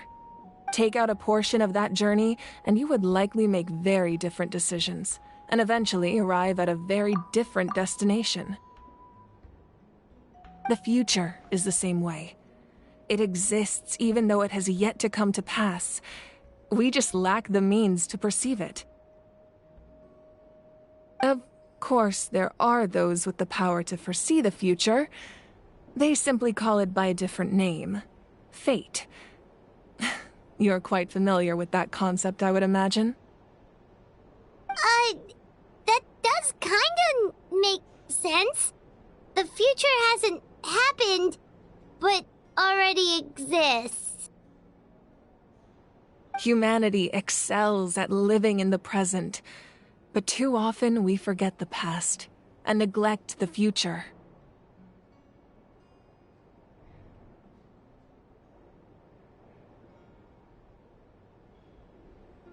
While the pilgrimage and the Night Warden Wars lead us to a better future.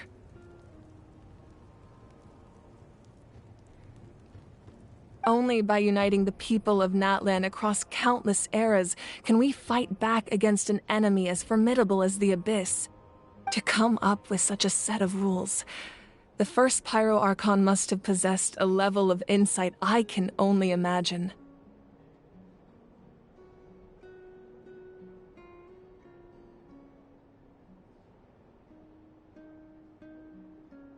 That's correct. At first, he was a mortal man with no special power. After he ascended to the divine throne, he used it to borrow power from the heavens and establish the rules of Natlan. Namely, a framework through which ordinary people can ascend to Archonhood.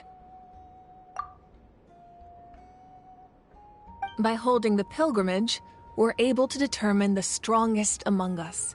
And when that person ascends to the divine throne, their inner flame will awaken. In addition, the sacred flame will grant them significant knowledge and memory of this land. After all, that's how I came to know everything I just told you. So, it all comes down to the power of the divine throne and the rules.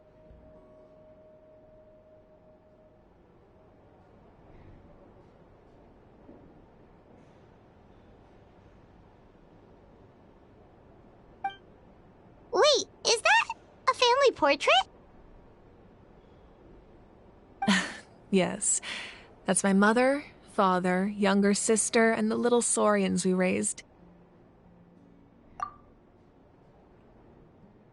I turned a piece of my dad's leather armor into a canvas and commissioned a famous artist to paint our likeness. Your sister is so cute! It looks like the two of you are really close. Paimon was having a hard time thinking of an Archon as an ordinary person, but seeing this portrait, it kind of makes sense now.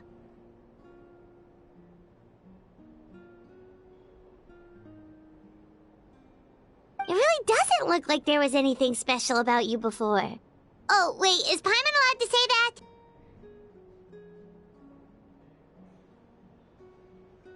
A little late for that question, don't you think? Sorry! Paimon's so sorry! Paimon's mouth works faster than her brain sometimes!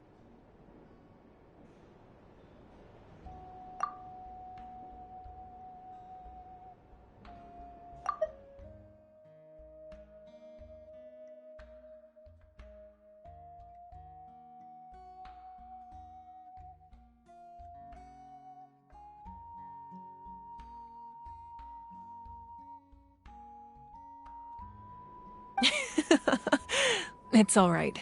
I'd never get upset over something like that. No matter what others may say, my past is a precious part of my identity. I'm forever proud of the life I used to lead. Becoming the Archon doesn't mean you sever ties with your family. The position just comes with a lot of responsibilities, so it impacts how often you get to see them. My father made the most delicious stew, so my sister would often bring me a large pot of his cooking, and we would sit on a blanket and eat it together. One time, we didn't close the door securely, and the saurians we were raising ran into the room and knocked over the entire pot. My sister immediately burst into tears. The two troublemakers were going for the meat, but when they saw my sister's distress, they froze on the spot. I still remember the way they laid there, sulking like a pair of children, even after making such a mess. It was frustrating, but in the end, all I could do was comfort my sister and move on. Wow. Isn't that what being a family is all about? I think about that story a lot, actually. As the Archon, I made a vow to defend this nation, and experiences like that, they remind me exactly what I'm trying to protect. Well, what happened after that? This portrait looks pretty old. Your sister must be all grown up by now, right? I believe she ended up working as an architect and artist. She built many houses and crafted many beautiful works of art. Anyway, that's enough about me. Now that the powder is settled, we can begin. Ian-san, Mulani, Chaska, over here, please. Place the ancient name up there, and then we'll begin.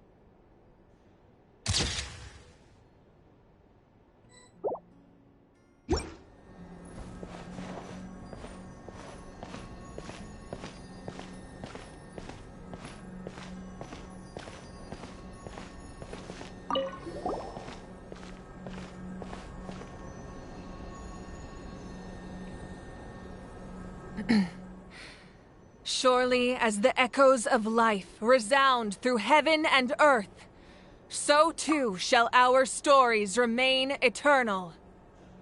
Ancient name, take us to your fated bearer. Allow her to answer our call.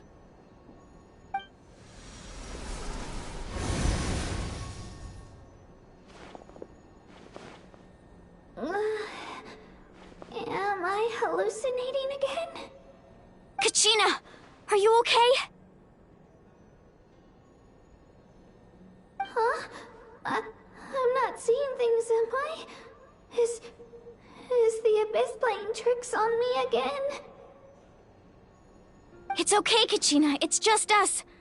We're trying to find a way to bring you back.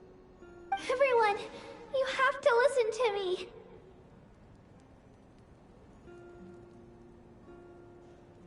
I've been investigating the Night Kingdom this entire time, and I figured out what's wrong. The Wyab is being affected by the Abyss. I was waiting for the Wyab to send me back, but then this really strong monster came in and it almost killed me.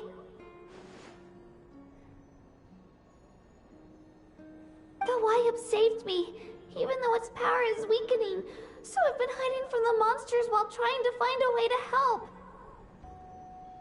The Night Kingdom has become a huge mess, though. I keep hearing these awful sounds and seeing really horrible things. Don't listen to those sounds, Kachina. The Abyss is trying to strip you of your sanity.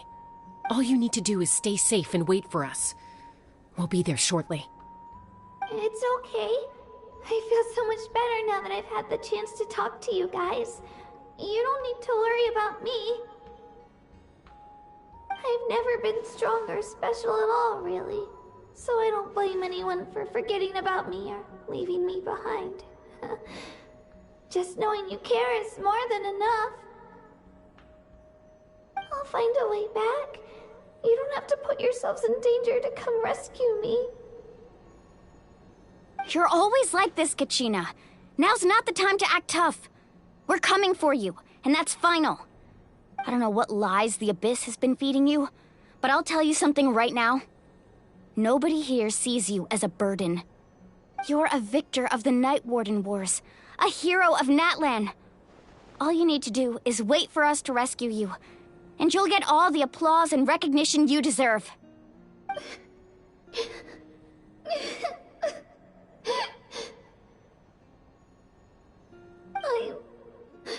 I'm really scared. Everything's so dark and creepy here. And I want to go home. Still, I don't want you to put yourselves in danger because of me. I don't want to hold anyone back ever again. All you need to do is place your trust in us, just like you always have. No one fights alone. We're not leaving you behind. Not ever. Yeah, we're so close. We can't call it quits now. Thank you. Be careful. Looks like we've lost contact. Now comes the most dangerous part. You have to traverse the Night Kingdom in your physical form. This entrance to the Night Kingdom was left behind after an abyssal invasion. Even a brief amount of time inside could expose you to corrosion. I know. I'm prepared for that possibility. All right. Then I wish you all the best. I'll tell Koichi to be ready just in case. She's very experienced in dealing with abyssal corruption. That face you just made. Don't tell me you two got into another argument. No, I just feel bad for creating more work for her. I'll go with them too, Archon. The more people, the stronger the party. Thank you so much for your help, everyone. It really means a lot that you're willing to brave these dangers with me. And there's no time to lose, so let's get going. Now that I've lost my power, I won't be able to provide much practical support. But I can still keep an eye on the situation from here.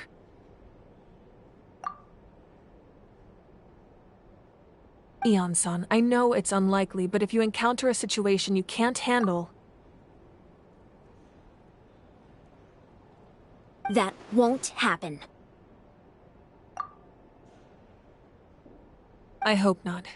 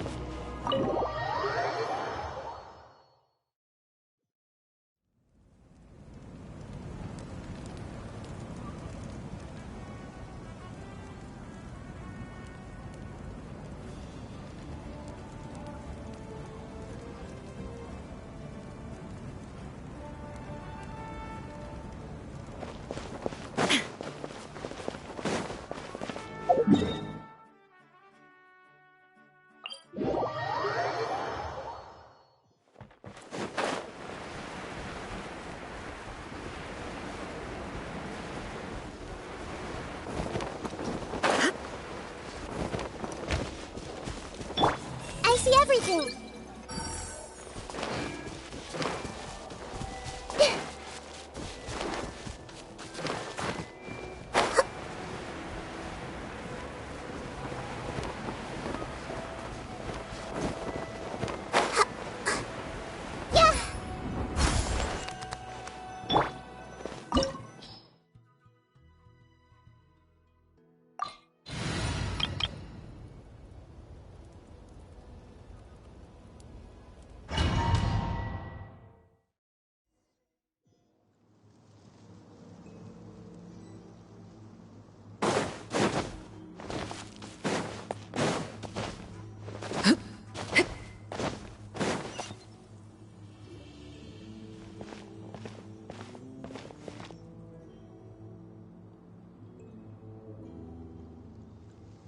So we're underneath Natlan right now?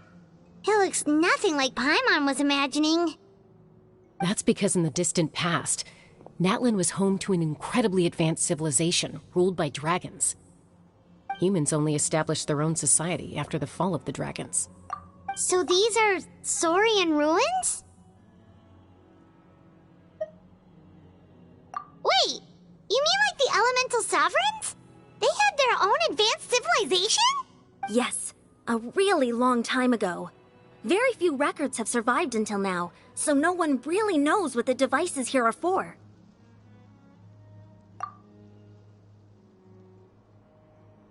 These ruins have been abandoned for a long time, but with the recent increase in Abyss activity, the installations around here have somehow been activated again. So what you're saying is, we're not in for an easy trip to the Night Kingdom. No. It's going to be obstacle after obstacle from here on out. Why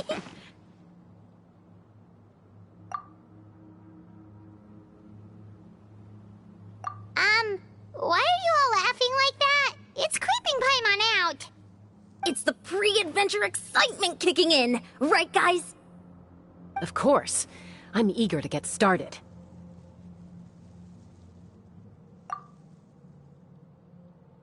Then let's go.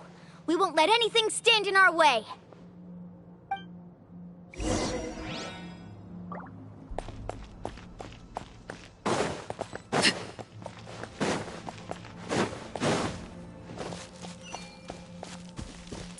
the road ends here.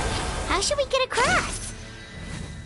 As a professional trainer, I think you could stand to build up your endurance, Paimon. Professional trainer? Paimon thought you were a warrior from the Collective of Planning. Well, that goes without saying. But I actually work as a sports coach. I provide professional guidance for many of Natlan's popular sports. And I don't just mean physical training. I design nutrition plans as well. Ah, so basically no sugar, no soft drinks, no grilled meat. Yeah, we'll be... Those guys look familiar. We've fought them before. Let's go. Show no mercy.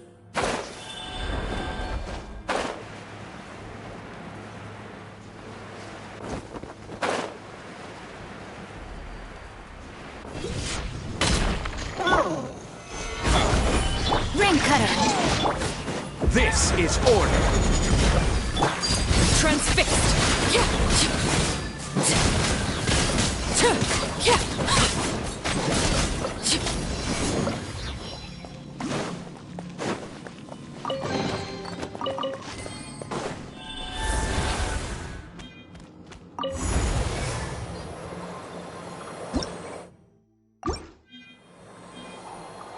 Whoa, the place we need to go seems really high up.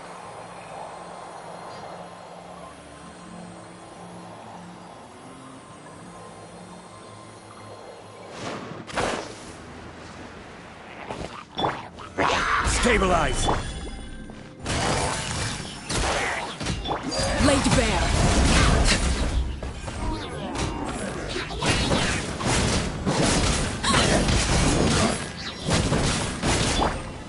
Solidify!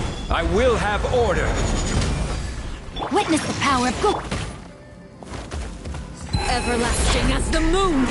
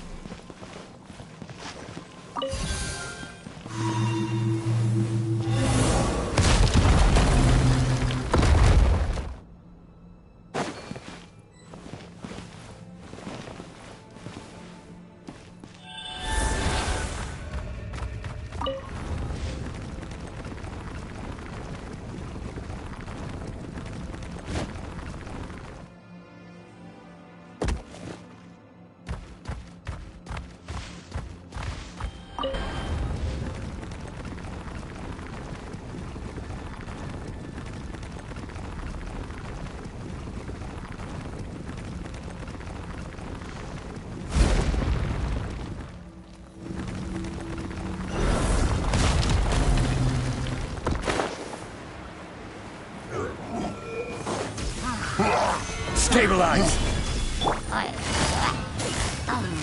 Busted. Here comes the catch. Transfixed.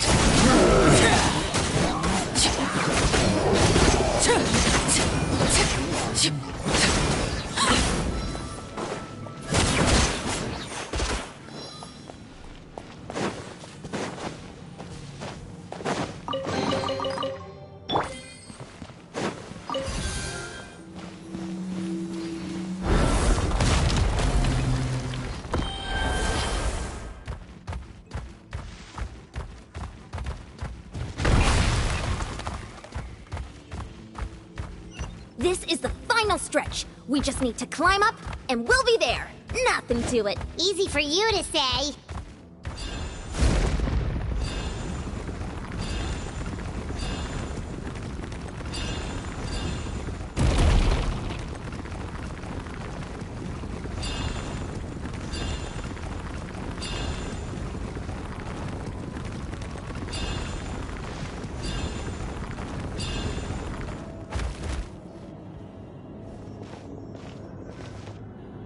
This must be the entrance the Pyro Archon told us about.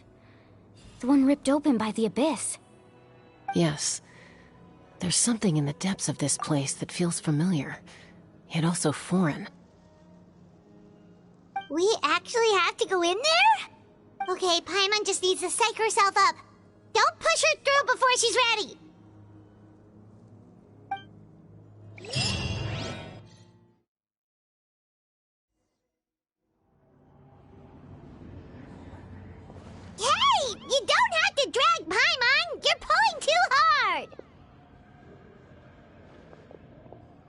Looks like we made it. This is the Night Kingdom. Huh. It looks so different from what I imagined in the stories. That overflow of energy is probably what trapped Kachina here in the first place. From this point forward, everything we know about the real world no longer applies. Anything can happen here. Paimon's more worried about how we're gonna make it out. We obviously can't go back the way we came. Do you see that patch of light on the ground? It's shining down from that fissure in the sky. Oh yeah, right in front of us. So that's coming from up there? Oh, it's so high up.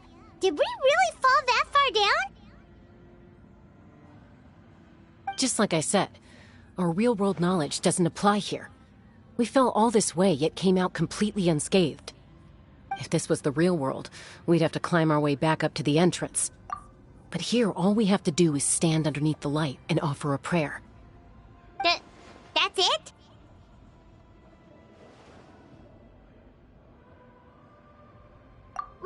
Right. We still got a job to do. So that means all we need to do is find Kachina and bring her to this location. Exactly. This light is streaming in from the real world. It's a link between the two realms. The terrain looks difficult to navigate, and the visibility's not great either. How are we supposed to find Kachina in these conditions? Yeah, these floating black things don't look super friendly either. Those are all manifestations of abyssal power. Be careful. Ghost! A talking ghost!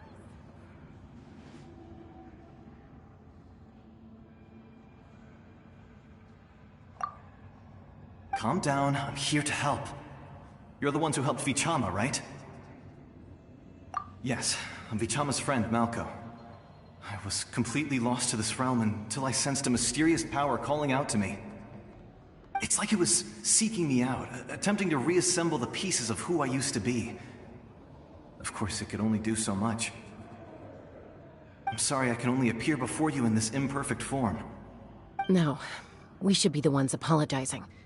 If the Spirit Speaker's stone hadn't become corrupted by the Abyss, we could have done much more. But we had to destroy it. Otherwise, Vichama and his tribe would have been in danger. Of course. Thank you for protecting him. I never imagined that, even after all these years, he'd still take such a risk for me. Under the power of the stone, it felt like our souls were connected. Turns out even our regrets were exactly the same.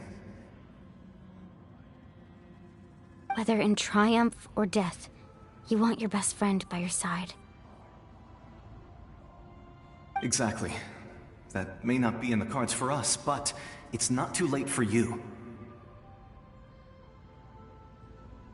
You're looking for a young girl from the Children of Echoes, right? She's being chased by an embodiment of abyssal power. I'd like to help her while I'm still in this form, so follow me. Be careful. This place has been severely corroded by the Abyss. Paimon didn't realize it had gotten this bad. It's like a seething volcano ready to engulf our world at any moment. Ouch! Quick, get back here! You can't... Stick close to me. My power will be able to ward off attacks for the time being.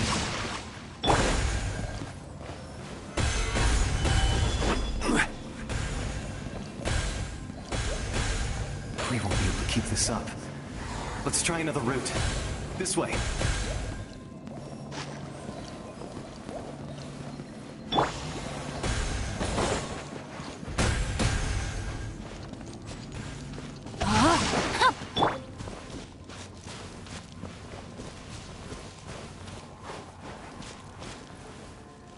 Not good. More monsters. We shouldn't waste our time on them.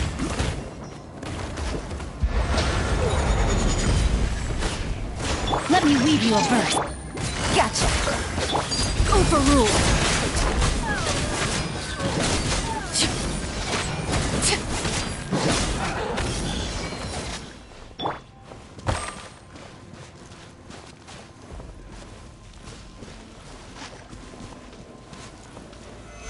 Stabilize!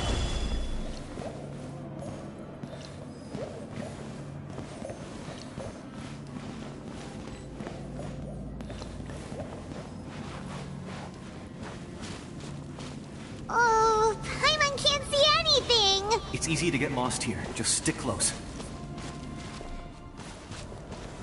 Gather!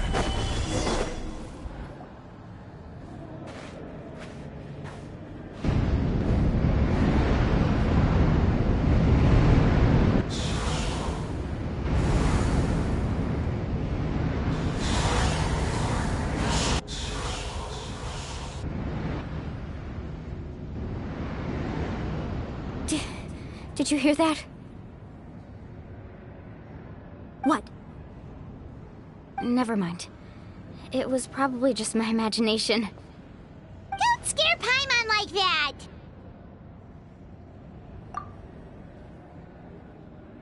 I heard it too. It was a voice from the abyss. What did it say? Doesn't matter. It certainly doesn't harbor good intentions.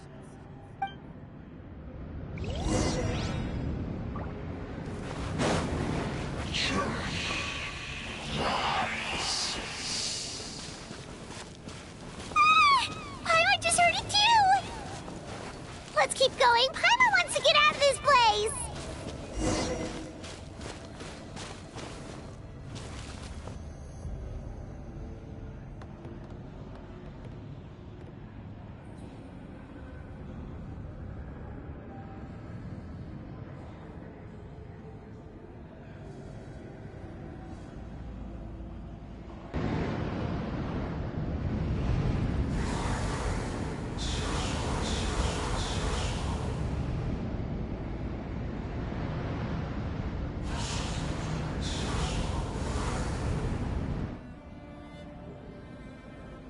We're here, Kachina! Oh, honey? You made it! Looks like our reunion will have to wait until we take care of these monsters. Good idea. Let's go!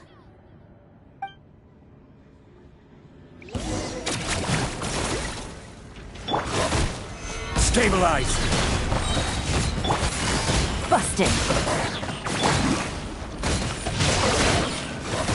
Witness the power of the one. Laid bare.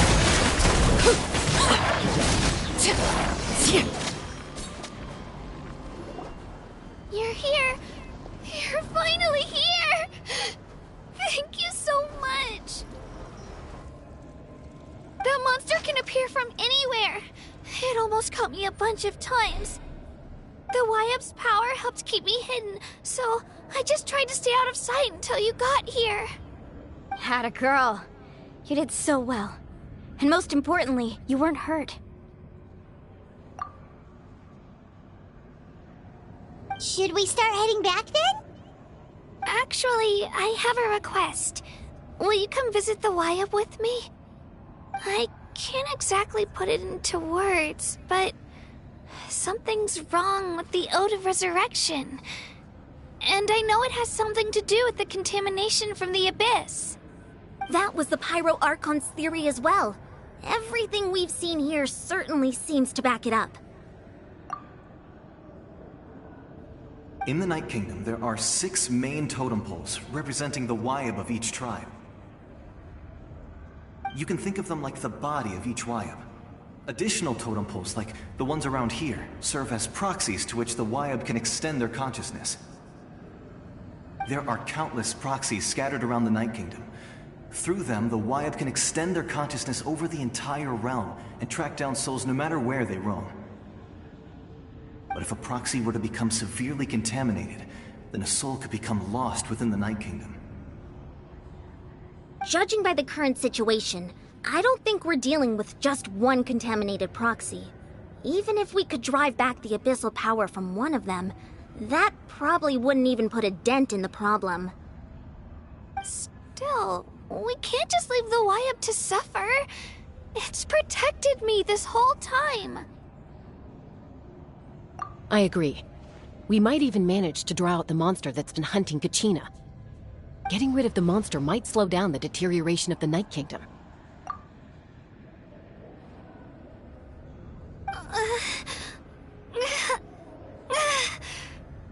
Kachina? What's wrong? Nothing. Just a headache.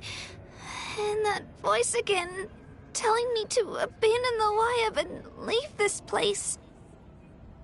Maybe we really should leave. Kachina's already been here for too long. No, I'm fine. I don't plan on listening to that nonsense. I can hold on. Just up ahead. I'll lead the way. Besides, I can still fight, so please, help me out a little longer. Listen to me, Kachina. We'll come with you, but that's because we want to help the Wayab, not because we have something to prove. You don't have anything to prove either. It's okay if you reach your limit. We'll be there for you. All right. The sooner we get this done, the better. We've already come all this way, so we might as well try to get to the bottom of this. Let's go. This way. I'll stay here and try to stall the Abyss monster. All by yourself? That's too dangerous. It's all right. I may not be as strong as that monster, but I'm definitely more familiar with the area. Besides, I don't have much time left. If you're anything like my friend, I'm sure you're not particularly fond of goodbyes. So go. Achieve your goal, and return to the world where you belong. Thank you for everything. You're a true hero. Thank you. No one fights alone.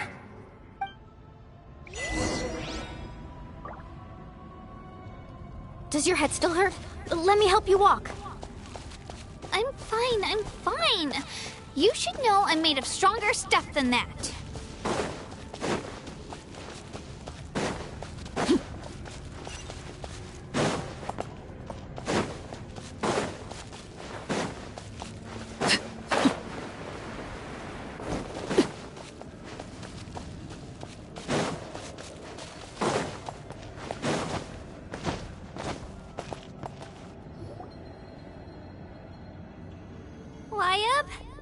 Wayab! I'm back! My friends and I are here to heal you. Wayab, can you hear me? Wayab?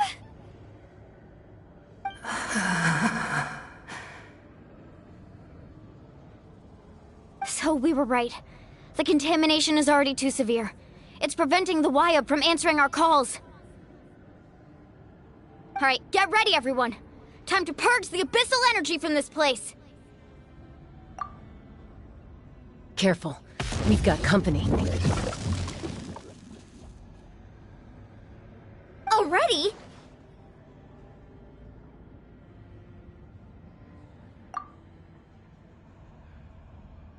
You really think that puny soul could slow me down? Courage in the face of futility is pure folly. He tried to get in my way, so I disposed of him. You killed Malcolm? He would have dispersed with or without me. Rather than worrying about him, I would urge you to focus on yourself. You may have defeated others of my kind in the past, but underestimate me now, and it will be to your peril. No, the power of the Abyss is intoxicating. The destruction it seeks captivates like a masterful work of art. I strive only for the opportunity to see it up close. I thought this naive little girl was an exception, but it turns out humanity is full of lambs willing to offer themselves up to the slaughter. That is the tragedy of your short lives. You understand nothing of all-encompassing power. Ancient names, pride, friendship, all empty ideas invented to give you a false sense of self-worth. They possess no power at all. The Pyro Archon created those grandiose ideals out of pure selfishness. Anything to avoid sharing power. Anything to avoid handing over the primordial gift to ordinary people like you. Don't believe me? Then ask yourself, why is the Pyro Archon strong beyond measure, while you, Kachina, remain so pathetically weak?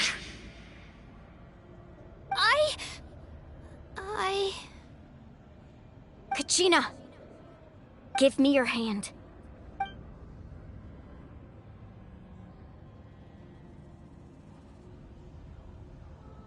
Feel that? I'm right here next to you. Thanks, Moalani. You're right. I have nothing to fear. Because I'm not alone anymore.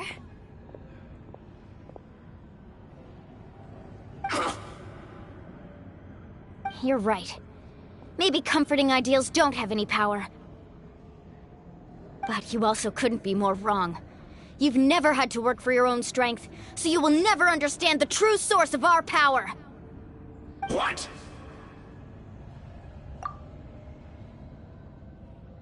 The courage we have to stand before you and not back down, it comes from our friendship.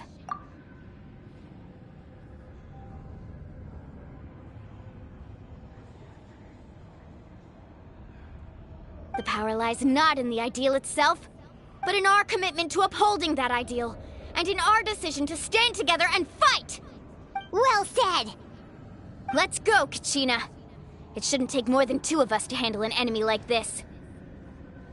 Sorry in advance, but you deserve what's coming to you! There aren't many in Natlan who can beat us when we're together. It's time he got a taste of that kind of power. From the ashes to this world. Let's ride!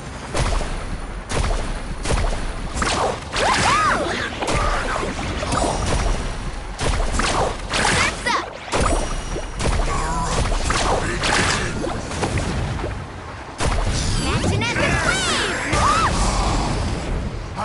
Right here! Burns the truth!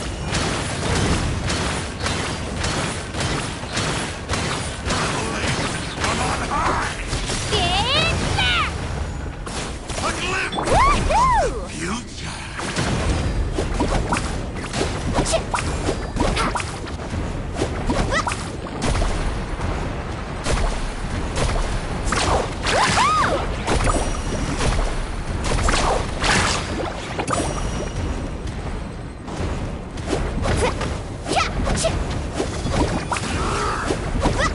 Carving waves! Amazing!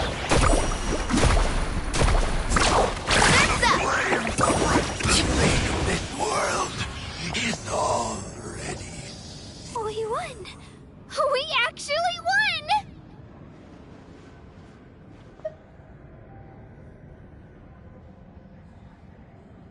That's what he gets for underestimating you two.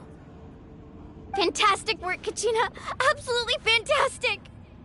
This makes me so unbelievably happy. I'm happy too, Moalani. Together we really are unstoppable! Huh? What's happening?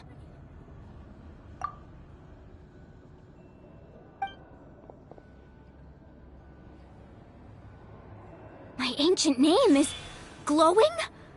But I thought I didn't bring it with me. It's probably a projection from the real world, but that doesn't explain why it's glowing all of a sudden.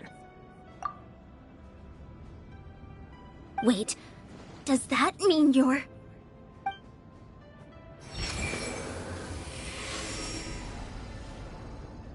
That was a bold move, diving headfirst into the fire to save your friend, especially in a place so overrun with abyssal corruption.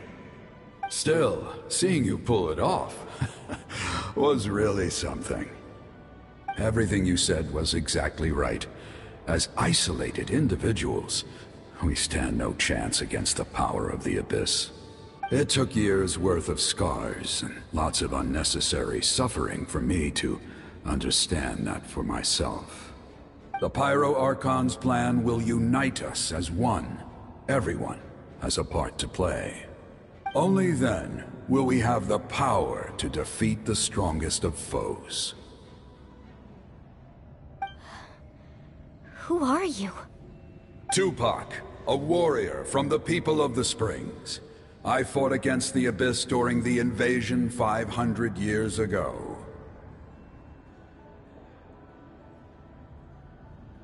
I've heard that name before. You were the giant who saved all of Natlan. Since you were able to awaken my words from your ancient name, that means you have fully embodied the aspirations of the Wayub. Under the name Umoja, you shall unite the tribes and save Natlan from its impending doom. Me? As long as blood still runs through your veins, even the tiniest spark of steel against stone can ignite a flame. Its blaze will become one with our vision for Natlan. Even amid everlasting darkness, our bonds remain eternal.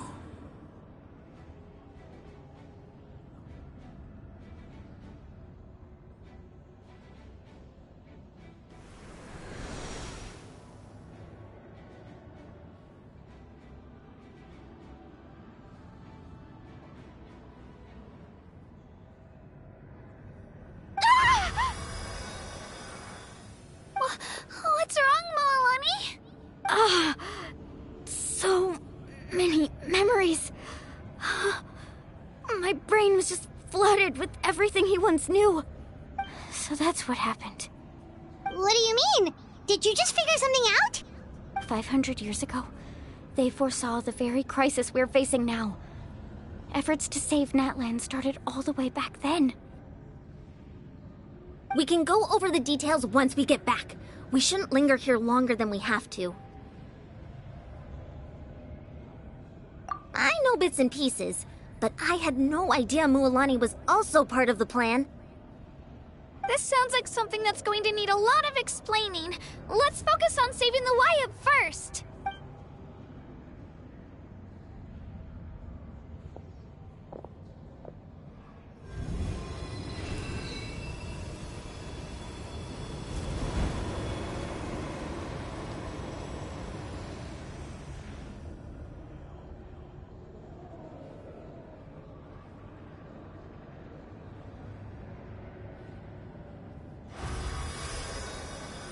Okay, that should be enough.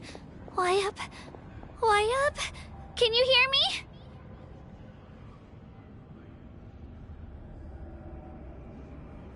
I hear your voice, Kachina, my dear child. Great. Well then, I'm afraid it's time to say goodbye. I just wanted to make sure you were okay before we leave, but we can't afford to stay here any longer. I was going to ask why you bestowed an ancient name upon someone like me, but it's okay. I'll keep searching within myself for the answer. I'll never stop trying to improve my strength. One day, I'll live up to the hero you saw in me. You are already an outstanding child in my eyes, Kachina. No matter what happens. Huh? You are all my most beloved children. It has always been my honor to protect and nurture you. Your ancient name is just that. A name. Much like your parents chose to name you Kachina, I also gave you a name, but it need not define you. Focus on who you want to be. You are already worthy of your name. Now, you need only devote yourself to becoming a better you. The story of your ancient name is for you to continue. Just like your parents, my love for you will never change.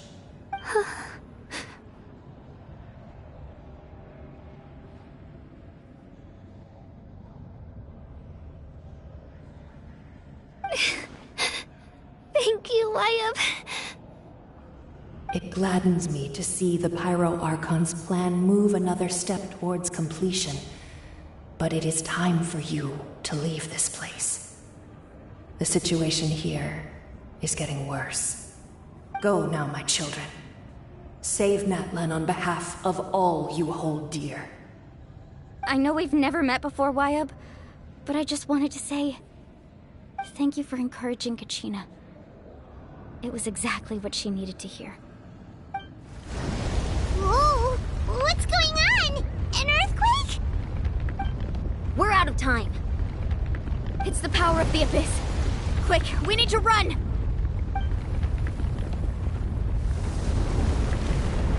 It's a Seelie! The Seelie opened the way for us!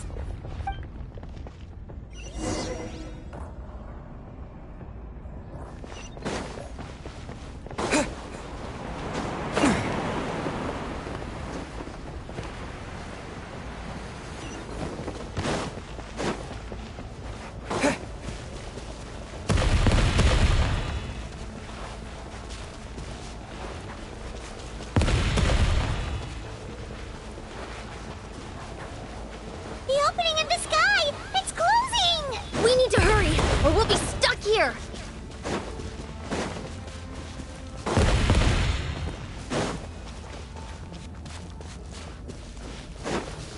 Watch out for the falling rocks! Quick, through the middle!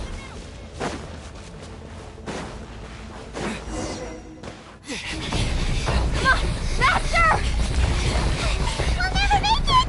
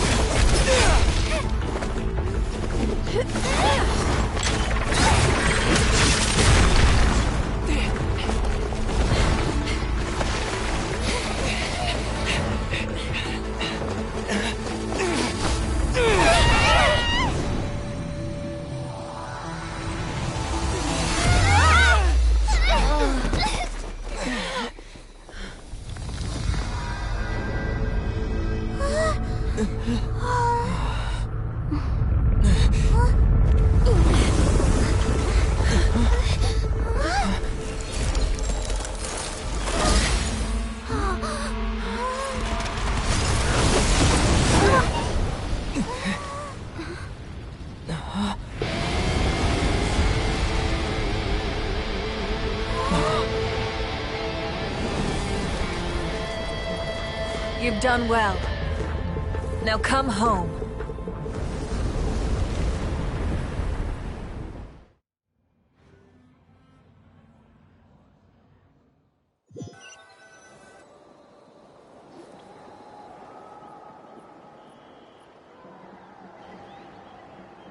We're back! The Pyro Archon saved us. But she's not here. Yeah, didn't she say she used it all up? She's still in the Speaker's Chamber. What we saw in the Night Kingdom was just her consciousness. So you're saying her consciousness did all that? Every great display of power comes at a price.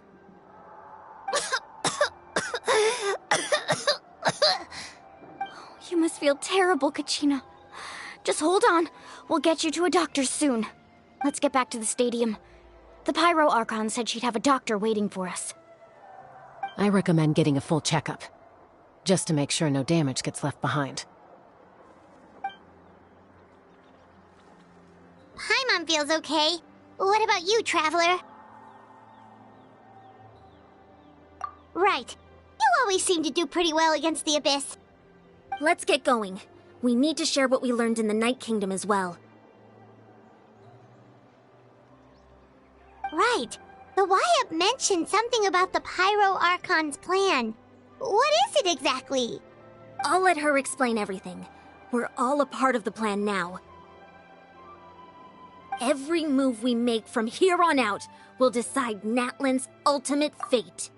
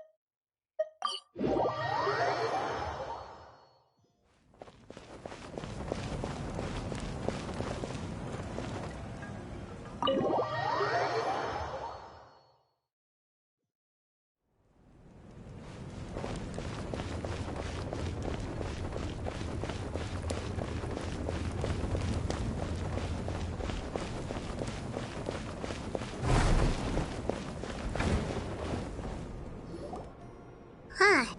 There's a lot less stuff here than before.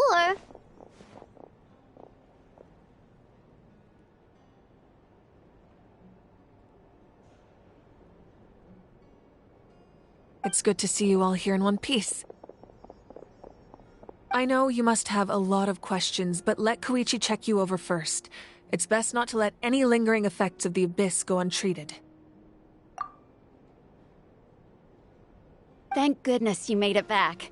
I came here as soon as the Pyro Archon told me about your plan. Take a seat, everybody. I'll examine you one by one.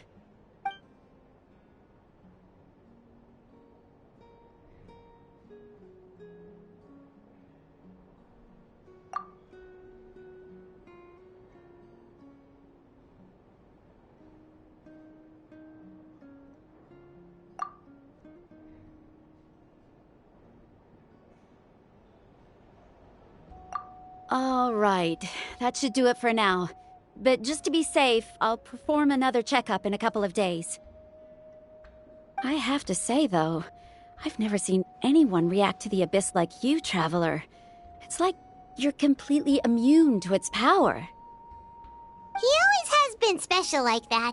He can even purify its power. Wait, now that you mention it, Paimon doesn't think she's affected either.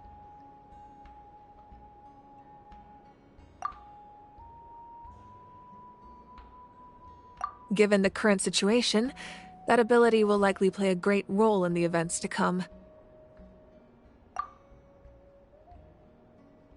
Of course. I still have patients to see, so I'll head out. Thank you, Koichi. All right. We might not see eye to eye, but we both had good intentions. Just give it time. I'm sure we'll figure things out between us one day. Yeah.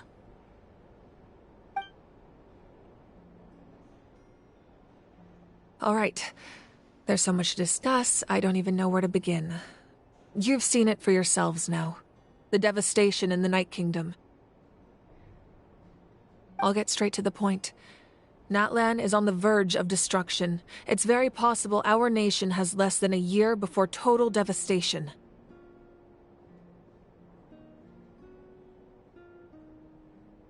Huh? No. That can't be true, can it? That's right. But I've only ever disclosed that fact to the handful of people working with me to save this nation. Our looming destruction is not a recent development, but the inevitable conclusion of the disaster the Abyss initiated 500 years ago. Mualani told us a little bit about that. 500 years ago, all the nations of Teyvat were invaded by the Abyss.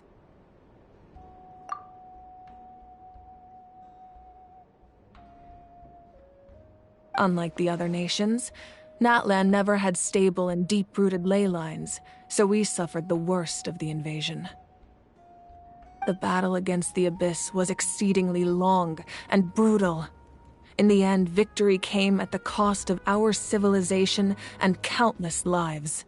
Even then, it took centuries of solving the disasters caused by the Abyss to finally achieve the peace we know today. And still, this is but a superficial victory. The forces of the Abyss have merely been driven back underground. Their threat to Natlan remains as real as ever. I'd never have guessed. The problems plaguing the Night Kingdom are all the more complicated because that realm is essentially functioning as Natlan's ley lines.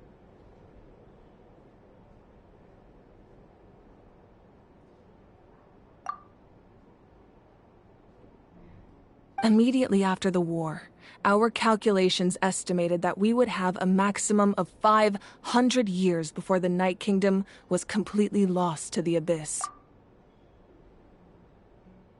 But at that time, we were a nation of the destitute. Our people no longer believed in victory, nor did they hold hope for the future.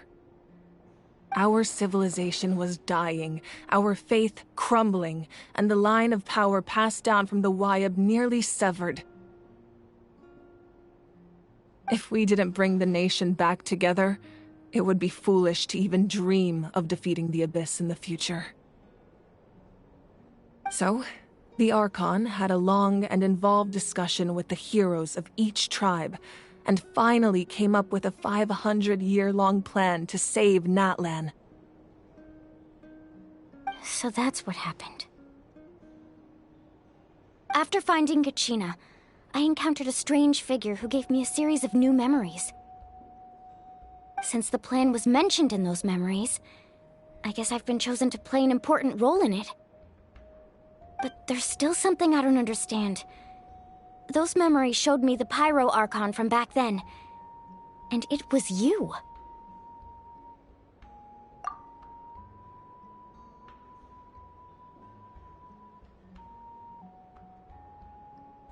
Huh?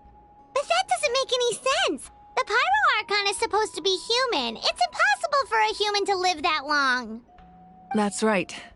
The hardest thing for humans to overcome has always been time. Or rather, the natural limitations of our lifespan. A god can extend a human's life by using a certain amount of divine power, or subjecting them to a curse. But, as we all know, Natlan doesn't have gods like that. We can only rely on our own methods. A human life is like a flame destined to be extinguished. 500 years ago, I placed my life within the sacred flame. Only by dying before my time could I have the chance to wake up again. So, in other words, this is your second life? Yes. We only managed to defeat the Abyss all those years ago because the tribes came together as one.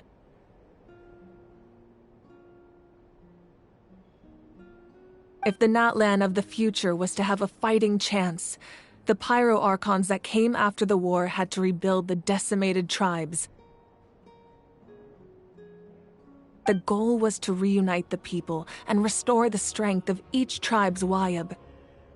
Once a tribe was back to its full strength, the tribe's Wyab would select a hero, indicating the tribe was once again ready for war.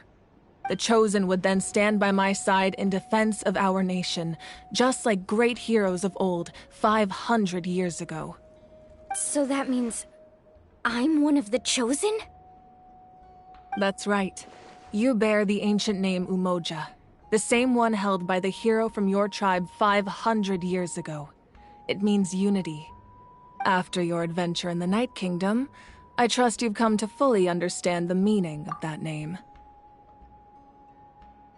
So in other words, you always knew who the Wyab were going to pick from each tribe? Yes. According to the plan, each tribe was supposed to have been fully restored by the time I awoke. But something went wrong along the way.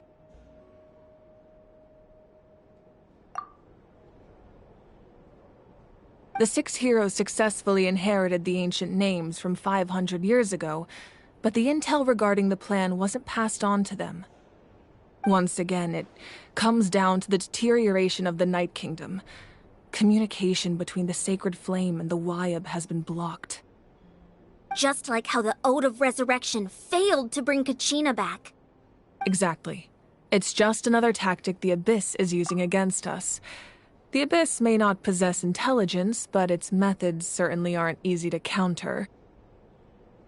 If we want to unblock that information from being passed on, my presence alone isn't enough. The ancient name-bearer must establish a greater connection to their name. So, I've tried my best to help them from the sidelines.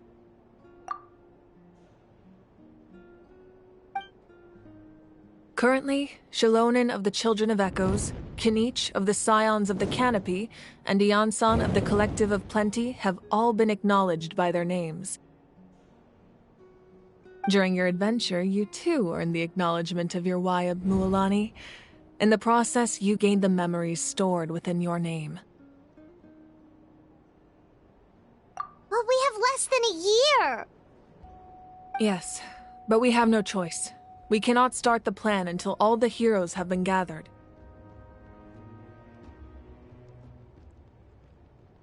That's also why I haven't been able to take action despite the urgency of the situation. But if you knew this whole time, why didn't you just tell me about my role in all this? Wouldn't that make everything go a lot faster? Perhaps, but the opposite could also be true. Knowing your destiny too early could mean failing to realize your full potential. Just like your determination to save Kachina, I hope your commitment to this endeavor comes from your own strength of will, rather than a sense of obligation. So I suppose you're not going to tell us who the final two heroes are then? That's right. Their time is yet to come. Putting pressure on them beforehand will only hinder their development. I can only trust in the judgment of the Wayab. I have never believed I could solve this crisis alone. In fact, it was precisely because I chose to trust and rely on others that we managed to get this far. Natlan's salvation lies not in its Archon or any singular individual, but in us all.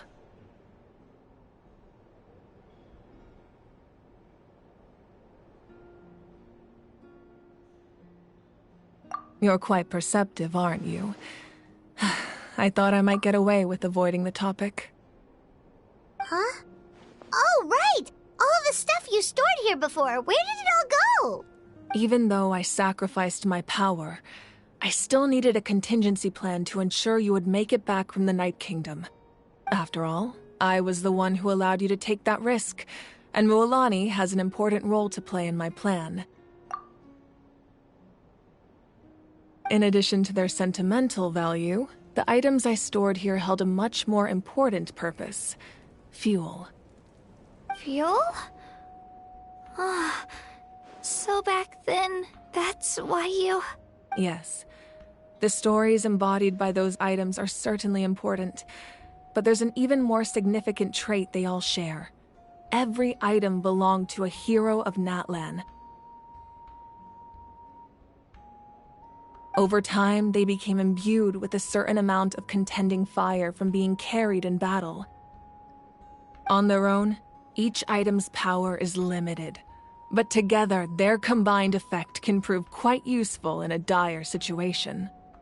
By burning those items, I was able to activate the contending fire stored within them to open the boundary between the two worlds.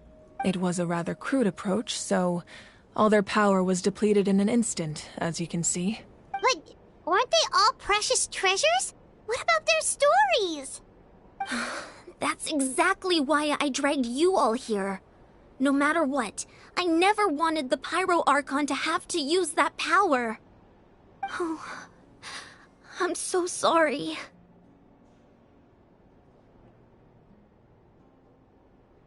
You have nothing to be sorry for. You all deserve my thanks, actually. If you hadn't saved the totem pole, that area of the Night Kingdom would have been forever lost to the Abyss. And then, it would only be a matter of time before the Children of Echoes was met with disaster. Besides, when those heroes entrusted their belongings to me, or the Pyro Archon of their time, it was out of a desire to contribute to Natlan's survival.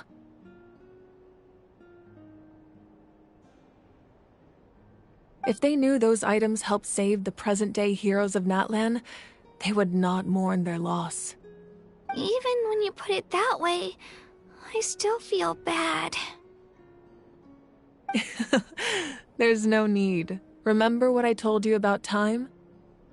The people and the events of the past are never truly lost to us. We simply carry them with us in a different form. In that sense, we didn't lose anything at all. If you still have regrets, let them fuel your resolve in the battles to come. Your deeds will become new legends and nurture new forms of power just like the items once stored here. Well, we'd still like to return the favor.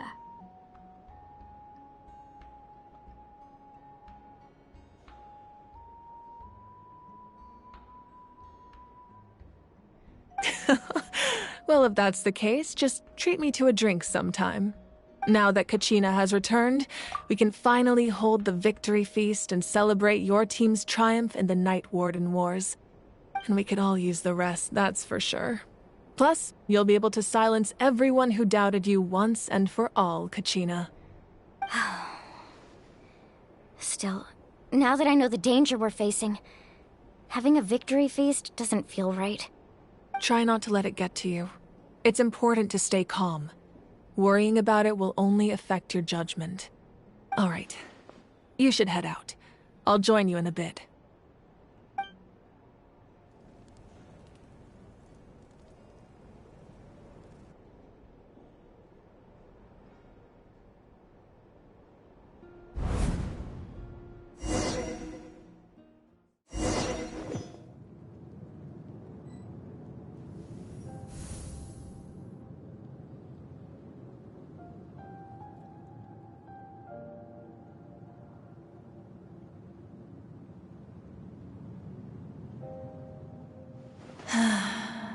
When I was young, I used to sit by the hot springs and listen to the stories of warriors from all over Natlan.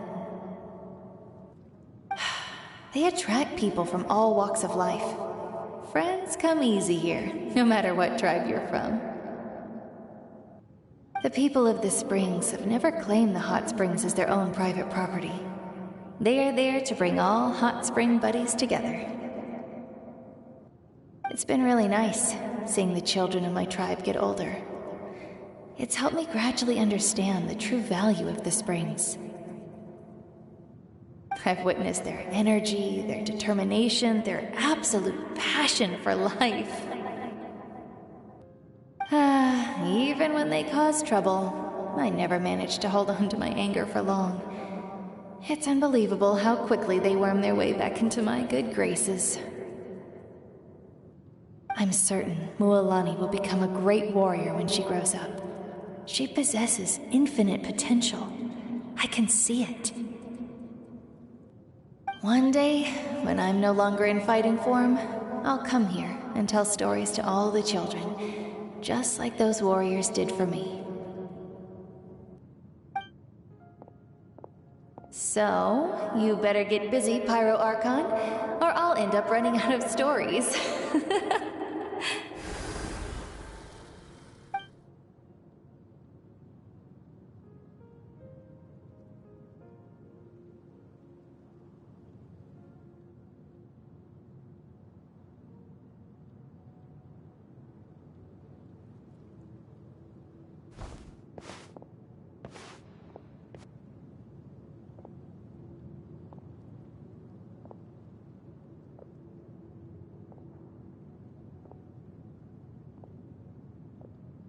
Our nation is engulfed in darkness. Our tribes stand divided, and yet you promise victory in the distant future.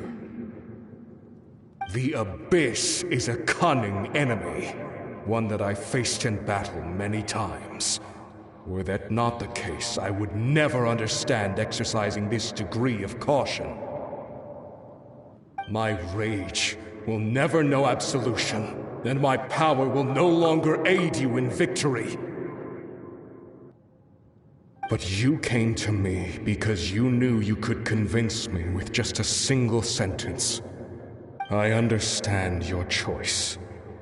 The heroes of today will forge the path ahead with blood and fire. Just remember to earn us the victory we are owed. Otherwise, rest assured, I'll find a way to collect the debt. For Natlan.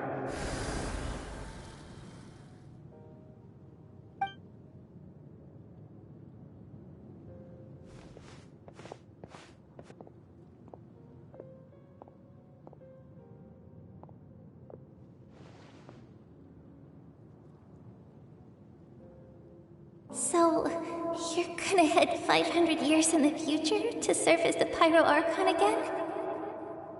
But what about the you from right now? You're just gonna die? You can't ask her those questions and expect her to answer, my dear. The decision is hers to make, and she deserves our support. We will do everything we can to rebuild the tribes. Don't you worry.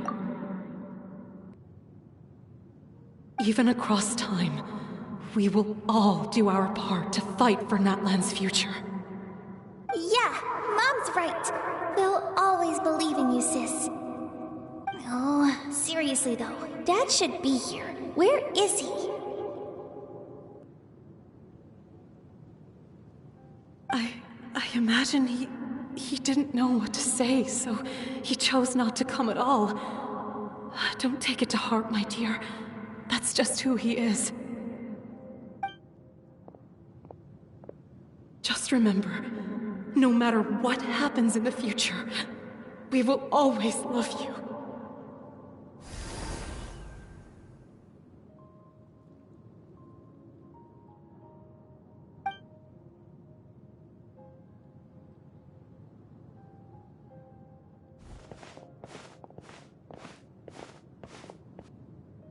I'll come find you one day. I know I can't live that long, but I'll think of something. There has to be a way for us to meet again one day. If there's an answer out there somewhere, I'm gonna find it. So, don't forget about me.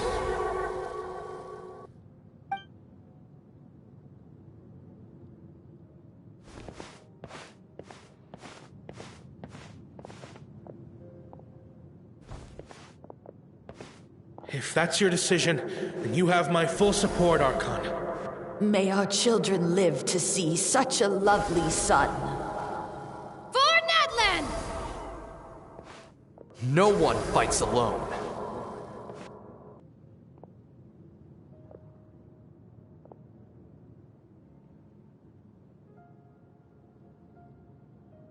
The rules are my legacy. They shall grant us the strength to overcome the next tragedy. War forged the 6 tribes, taught us how to fight, instilled in us what it means to love.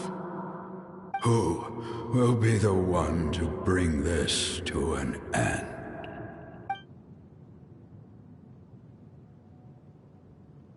We are the inheritors of memory and legend. Those who grew alongside sun and wind.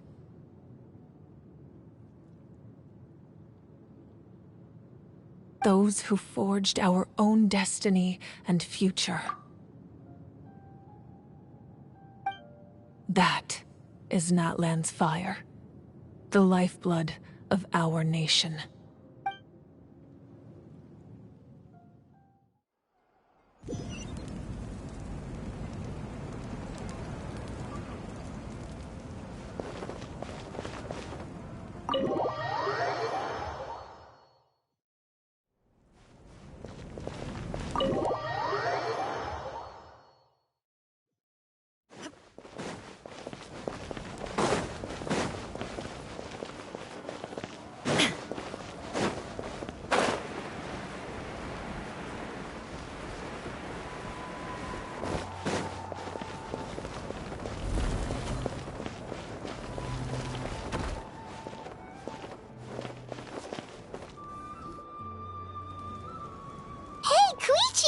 You here for the victory feast too?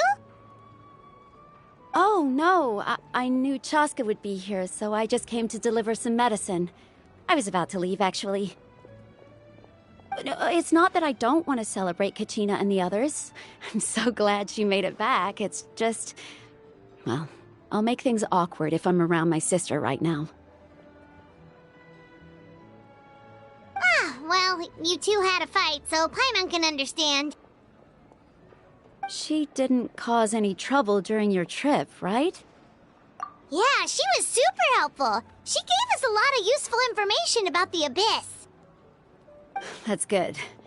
That's all I needed to know. Is there a reason you asked? You were pretty outspoken when we first met, but now it's like you're holding something back. Maybe it seemed unreasonable, picking that fight with her before you left, but I did it for a reason.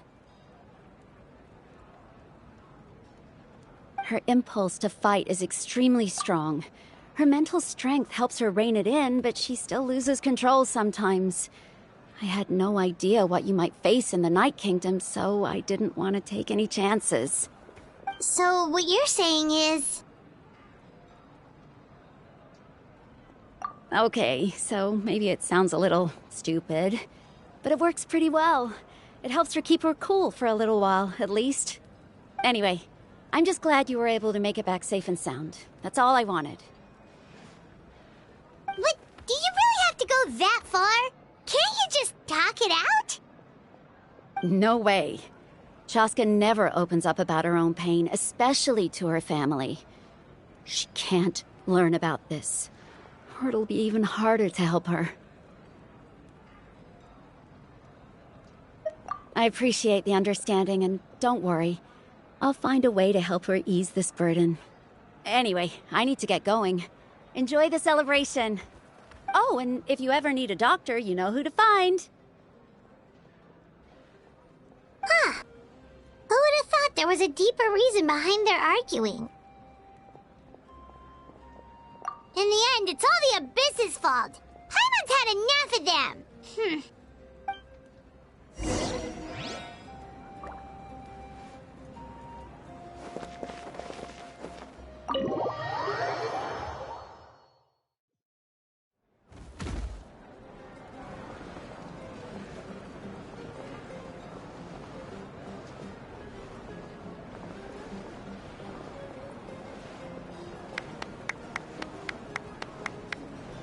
Let's give a huge round of applause to our brave young warrior, Kachina! Woohoo! Well done, Kachina. Thank you, everyone. I'm so glad I finally made it. I always knew you could do it. With so much potential at your age, you have a great future ahead of you. You're one to talk. Don't think I didn't know you were the first person to abandon your team. I'll be dealing with you when we get back.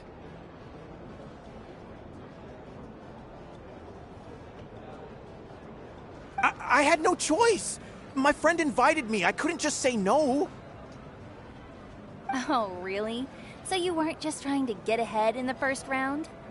I wasn't, I swear. I just happened to find that bearer injured in the wild, so I stopped to bandage his wounds.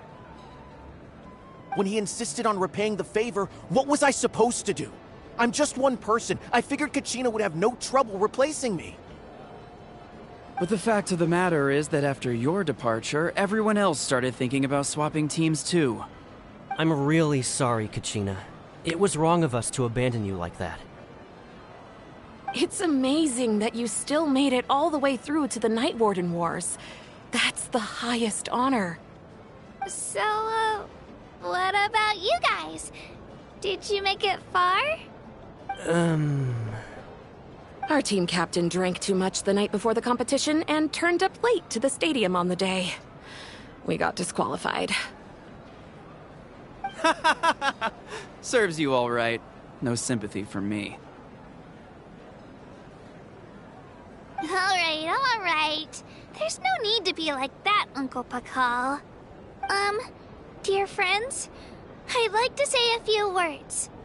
Firstly, I'm grateful to my friends and our great Archon for helping to bring me back. This traveler and his companion Paimon are some of the strongest people I've ever met. If they were allowed to participate in the pilgrimage, I have no doubt that they'd win the whole thing. They've agreed to let me learn from them. With their help, I believe I can become even stronger still.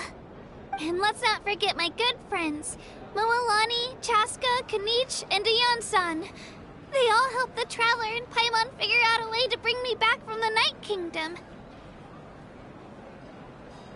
They too deserve to be called our heroes, so please give another round of applause for them. Thank you so much! Well said!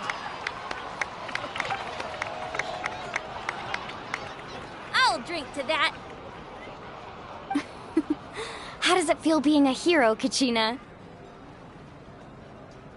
To be honest, it's a bit overwhelming.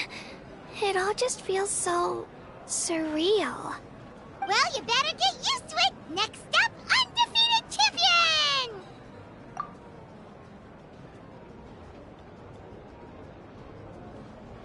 Hey, please don't make fun of me.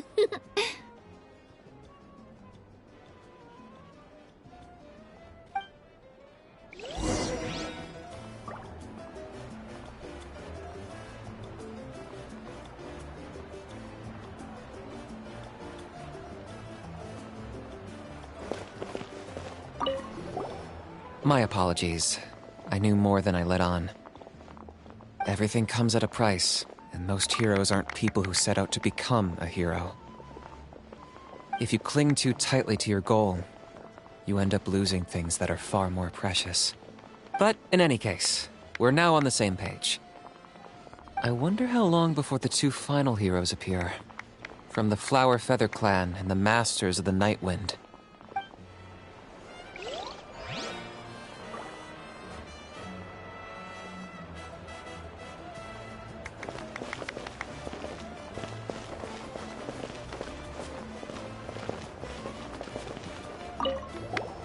I've been through so much all at once.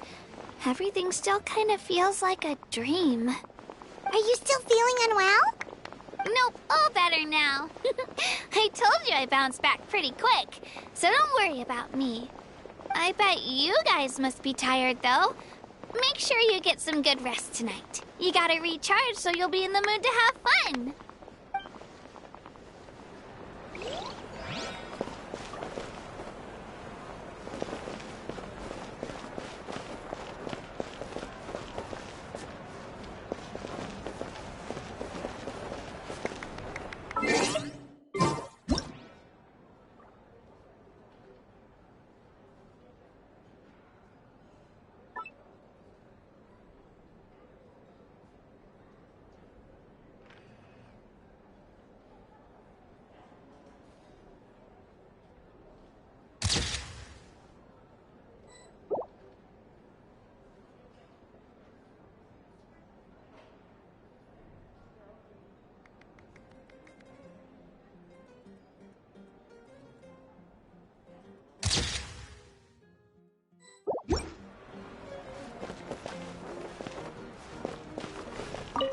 It's rare to meet travelers as strong and brave as yourselves. I raised my glass to you. Anyway, my sister's already gone back to our tribe. She has patients to treat. Oh, we actually ran into her on the way here and, well, Paimon just thinks she really cares about you. Yeah, I'm planning on visiting home myself in a few days. To tell her and the rest of the family that they need to be extra careful. I just hope they take it seriously. The Abyss has likely sensed your arrival in Natlan by now. So exercise caution on your adventures as well.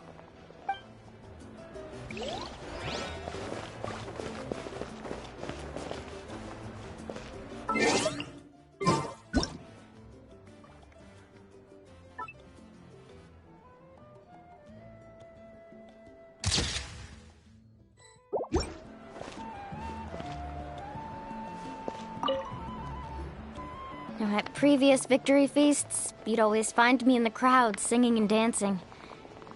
But after what I found out today, it's too much. I'm still trying to process it. It does feel weird seeing you so out of sorts.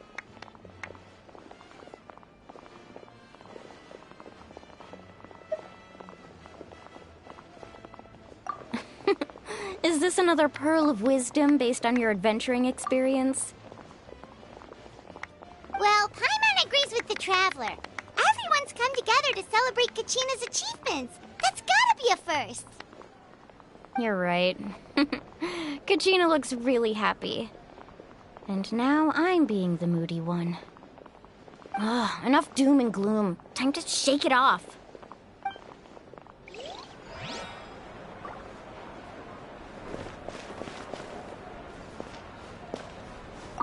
It cost us a lot. but we got Kachina back safely, and that's what matters. There'll be even tougher challenges coming our way in the days ahead, though. We'll have to train harder, make sure we're in peak condition. That includes you, Paimon. I can do a special one-off session to show you the ropes. Interested? No thanks.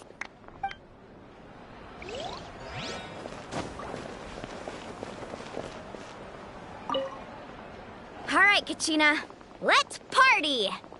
I'm a little embarrassed.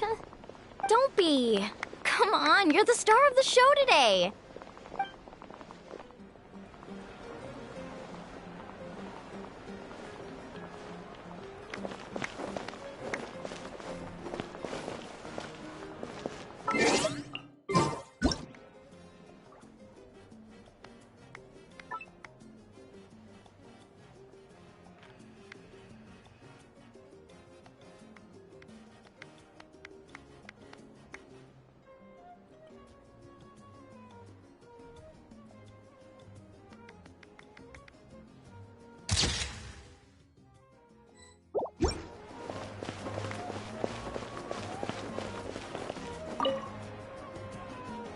You're here.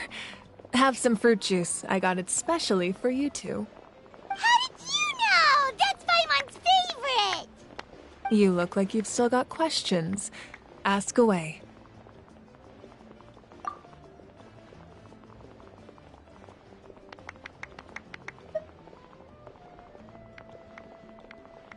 Because they had their own lives to live.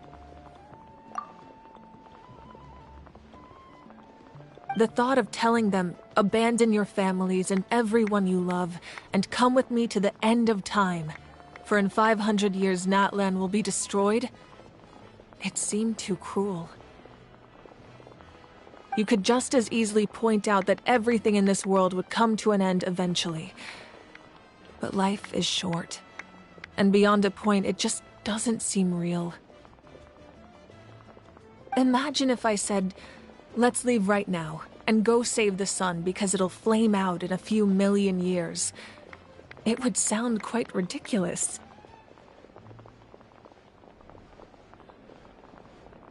I couldn't make them shoulder that burden with me. Besides, every generation will have its heroes, this one included. The plan could still work without them. Or, of course, without me. But since I was the one who came up with the plan, I felt duty-bound to see it through to the end. Paimon's suddenly remembering that portrait in your room. Was that your family from back then? Yes, it was. So when you asked me who my sister grew up to be, the truth is that very little information survives. From what I've been able to piece together, I can conclude with a reasonable degree of confidence that she ended up as an architect and artist. She played an instrumental role in rebuilding the scions of the Canopy tribe, designing and building many houses. But of course, none of her buildings are around anymore. Still, it was an impressive achievement, and I'm very proud of her. You feel loss keenly. It seems to stir up feelings of regret in you.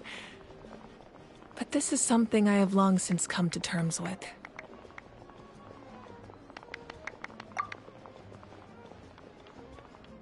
This is a war, and there can be no war without loss. I am already far more fortunate than those who lost their lives to the Abyss. The people of Natlan look to me as their Archon, and the weight of their expectations is mine to bear. I must see our fate through to the very end, no matter what I may find there.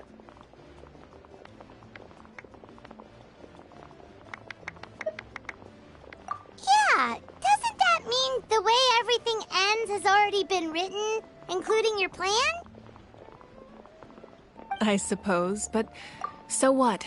Don't forget, time takes many forms. The past, present, and future coexist, and all are equally important.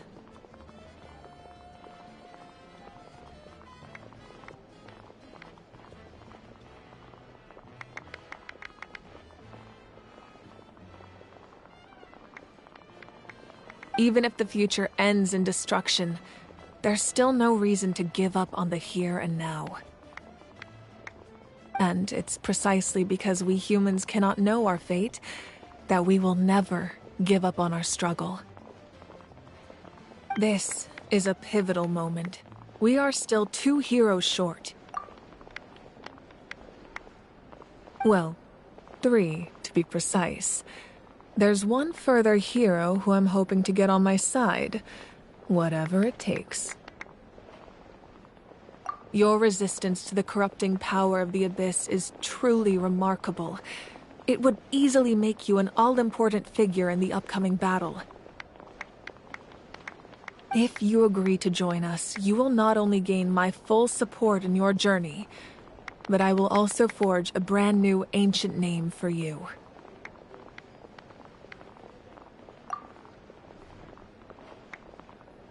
Ancient names can be forged? They can.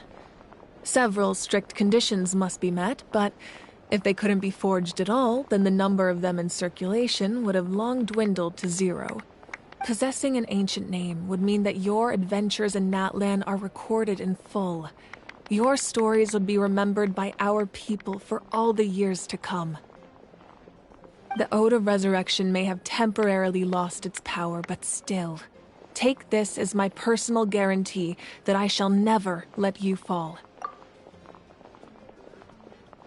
Just like in the Night Kingdom, I will be there for you. That is a promise I will fulfill at all costs. This nation always honors its heroes.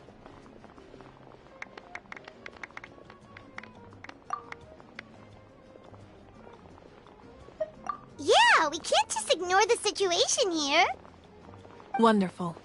Then I'll reach out to Shilonen right away. She's the one who will forge the name.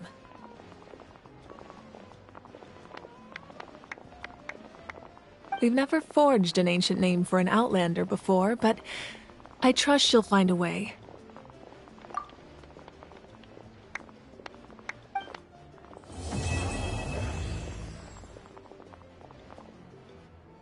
My lord, we've received word that the Pyro Archon has lost much of her power. Although your injury complicates things, this is most certainly the opportune time to seize the Gnosis. Victory and defeat are rules, not outcomes. I have never taken advantage of an opponent in a time of weakness, and I don't intend to start now. As for you, I must confess, I did not expect that little trick of yours to save the day. No matter how dense the fog, as long as the sun remains, we cannot turn day into night. She could have dispelled it. She simply chose not to. You don't have much time, and you're injured on top of that. What do you plan to do next? I'm beginning to see just how useful you may turn out to be. You heard something from here, didn't you?